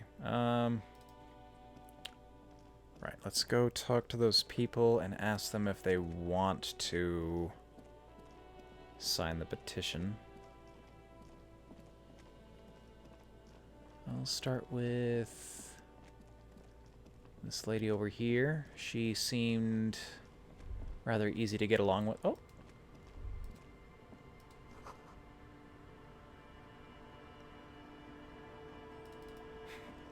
Damn it.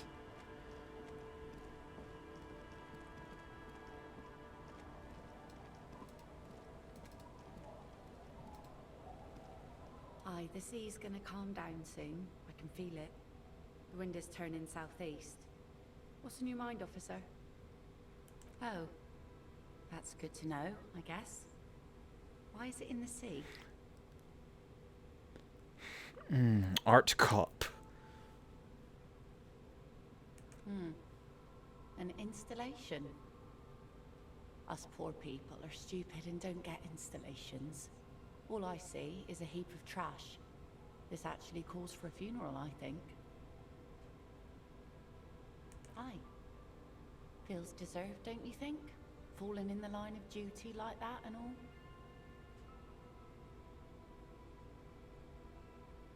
Why odd? Our things are a part of our life world.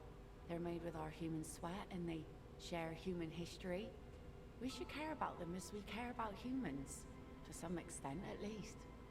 Life world. Someone's been reading up on last century Gotvaldian philosophers. Play it cool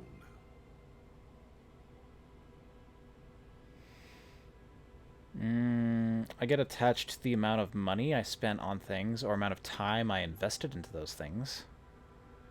But that's in attachment to concepts relating to them, not the actual object itself. What does this object mean to me? Relatively nothing.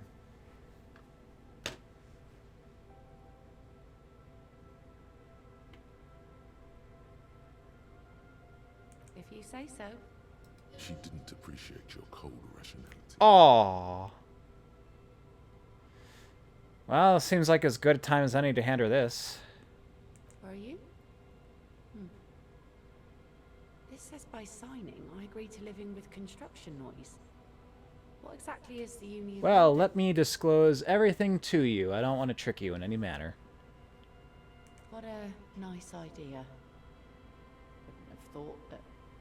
She sounds incredulous about the niceness of the idea. That Evrart and the Union have nice plans for anything. I thought they only cared about themselves. Well, I guess Union members have children too.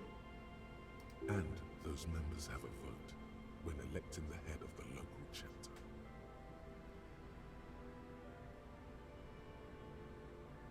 Aye, if you say so. Probably better that way. I mean, who likes construction noise? I don't want to affect her opinion at all. I just want to give her the full facts and see how she feels about it. That's not an option. Let's see how someone else feels. Ma'am. Our tenant, the policeman. Eh? What's this about? Come now. I can't read all the scribble. Tell me what it says. Huh. I might be half blind, but it looks like part of the village is gonna be a street. The best part. The part we need to get out of our houses. Yeah, I noticed that too. Have you asked Lillian about this? I won't even consider signing till I know she's on board.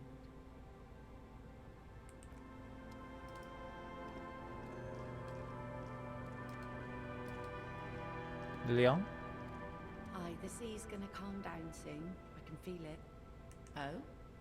Well, how can I assist you then? So, if I can get her to sign, then her mother will sign. That's not what I'm looking for. I can very easily convince someone to sign and get a second one in the deal. Sunset. What's it about? I'll let my hand address the situation. No, no, don't do that. Maybe you've heard. I used to be a very successful businessman.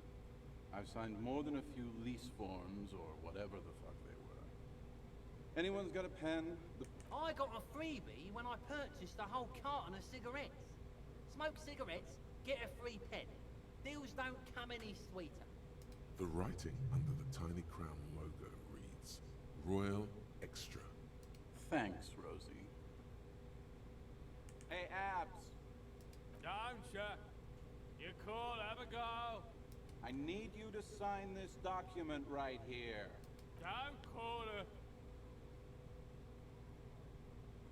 Don't call Abigail.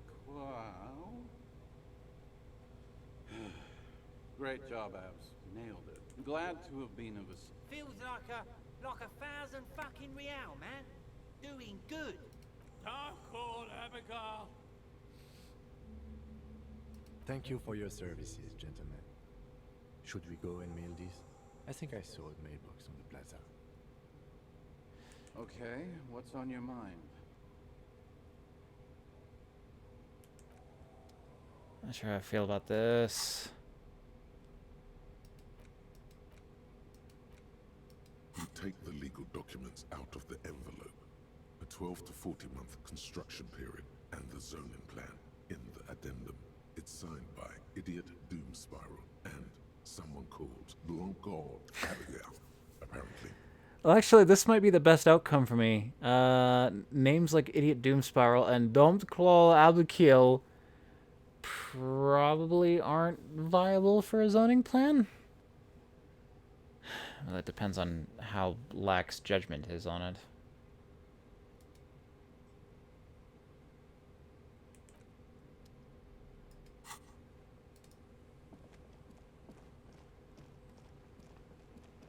I should have just ripped up the letter.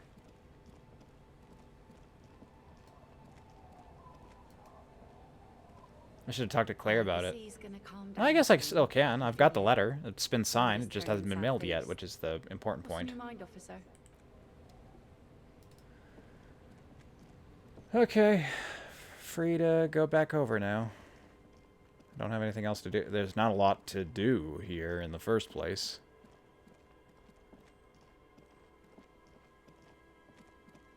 Oh, man. The time always gets away from me when I'm playing this game.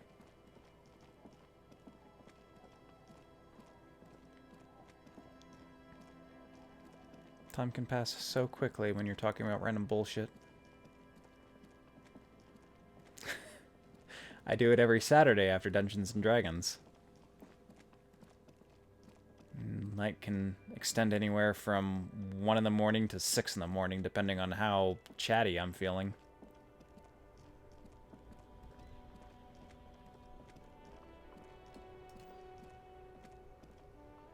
Inside, you see a set of steering levers, a radio microphone, a pull-out toolbox, and the soft glow of the fuel preheater gauge.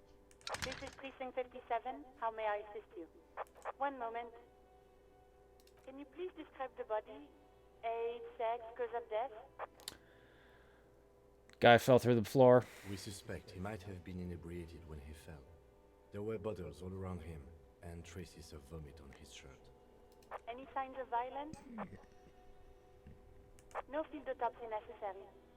You can hear her quickly typing in the background. What about his belongings? Did you examine his clothes? Any information on the library card? Good. You have a lead. Do you and Lieutenant Kitsuragi want to take the case, or should I assign it to someone else? Assign it to someone else, Alice. We've got enough on our plate. Great. I'll give it to your colleagues. You don't have to worry about the case anymore. We'll send our officers to take away the body. That's all for now. Thank you for reporting in. Is there anything else I can do for you?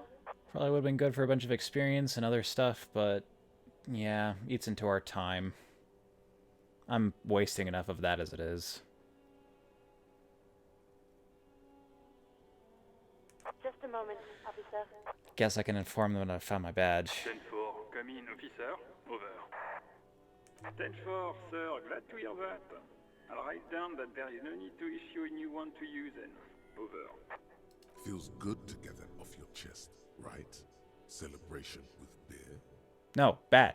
Down. Down, boy. Roger that. 10-10, over and out.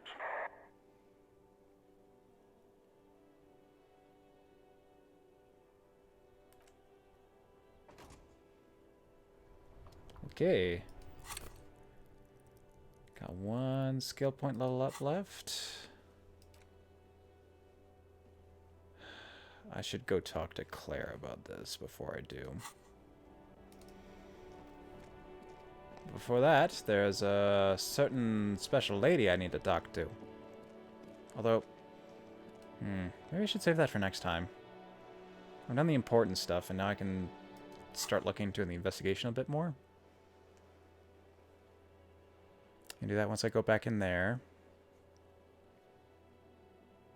I might be able to do that now, so I can do that while I'm doing that.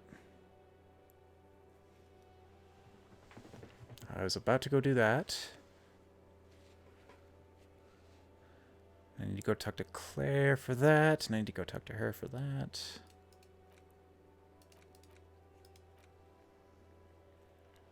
I'm not allowed to do those 3 things anymore. The wash basin I'm probably going to do at some point. Not right now. There was something that happened when I picked up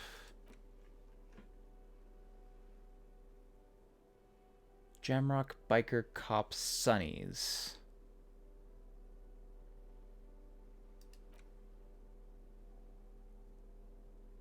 Taking your Harmel Rio Supersonic out for a ride on the streets of Jamrock where your heart is buried. I think that this is what I picked up that got me that.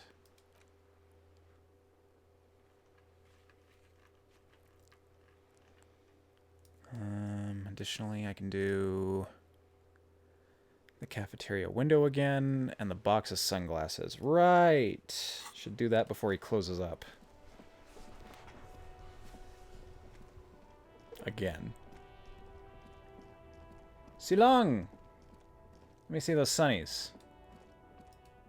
And, before I do, let me just make sure I'm looking at these correctly.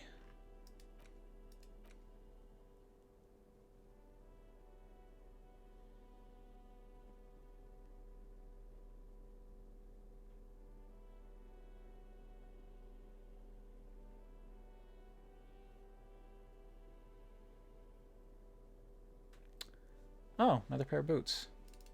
These ones increase perception. And I'm not wearing anything that reduces my perception. So yeah, this is as good as it gets. The shine on these sunglasses lasts a lifetime, officer. 100% guaranteed. Abort. These are hideous. What's more, they don't even fit your face. You can feel them pinching your nose and chafing against your brow. Damn, officer! You look like a mega secret spy. Very secret. They're practically made for you. I'll let you have them for 2 real and 50 cents. They're perfect for concealing your blood bloodshot and baggy eyes. I got like 3 or 4 other It's pairs of going to be glasses. I'm very fine. difficult for anyone to take you seriously with these things on your face. No, you are definitely not buying those. Are you sure? But they look so good on you. You I'll should take those pick this too. ugly glasses.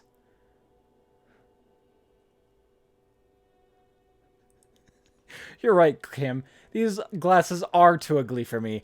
I'll take that frog visor instead. Does give me +1 perception, which would help me out on something.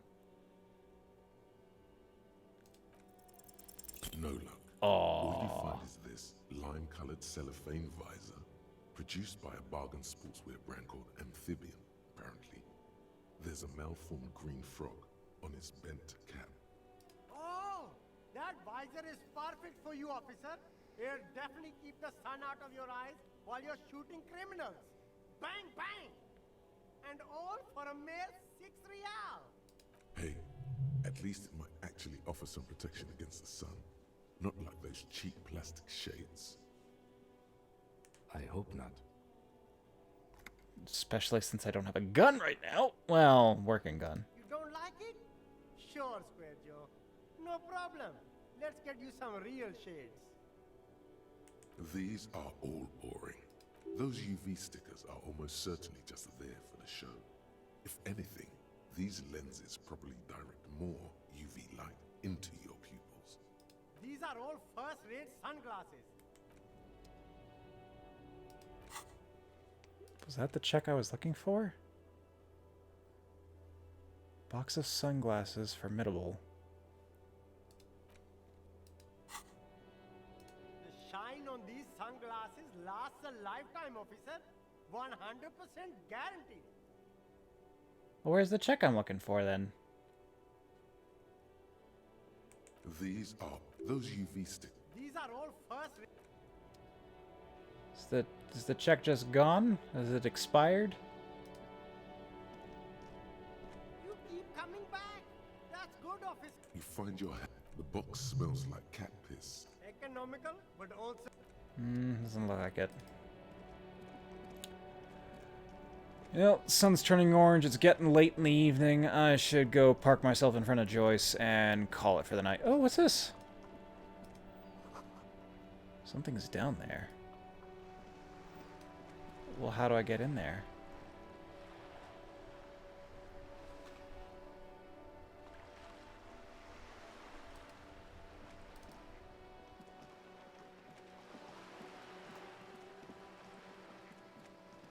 I don't have like a coat hanger or anything on me either.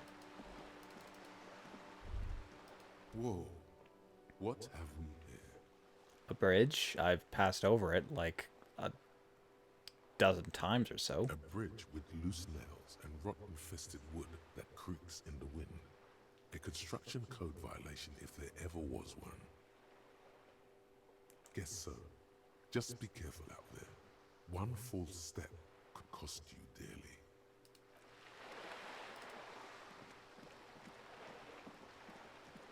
Could be the super stringent cop.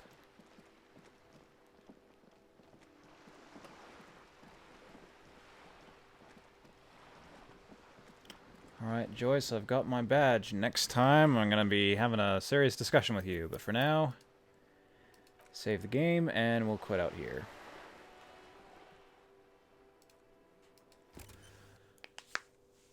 Whew. Well, making some progress. Slowly but surely. I really don't feel like 3.5 hours should have passed for what I got done, but there you have it.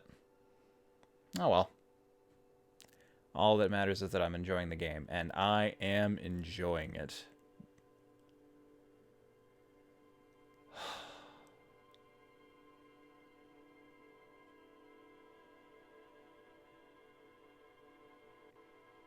Just makes me all the more sad to know what happened to the people who actually produced the game.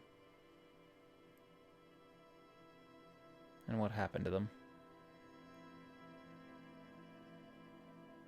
Or who happened to them. I'm looking at you, super rich light bending guy. Okay. Well, yeah, that's it for the night. Thank you very much for stopping by. I will see you again next Monday. In the meantime, vote on what game you'd like to, what type of game you'd like to see me play next, or leave a suggestion for what type of game you'd like to see me play. And take care. Good night.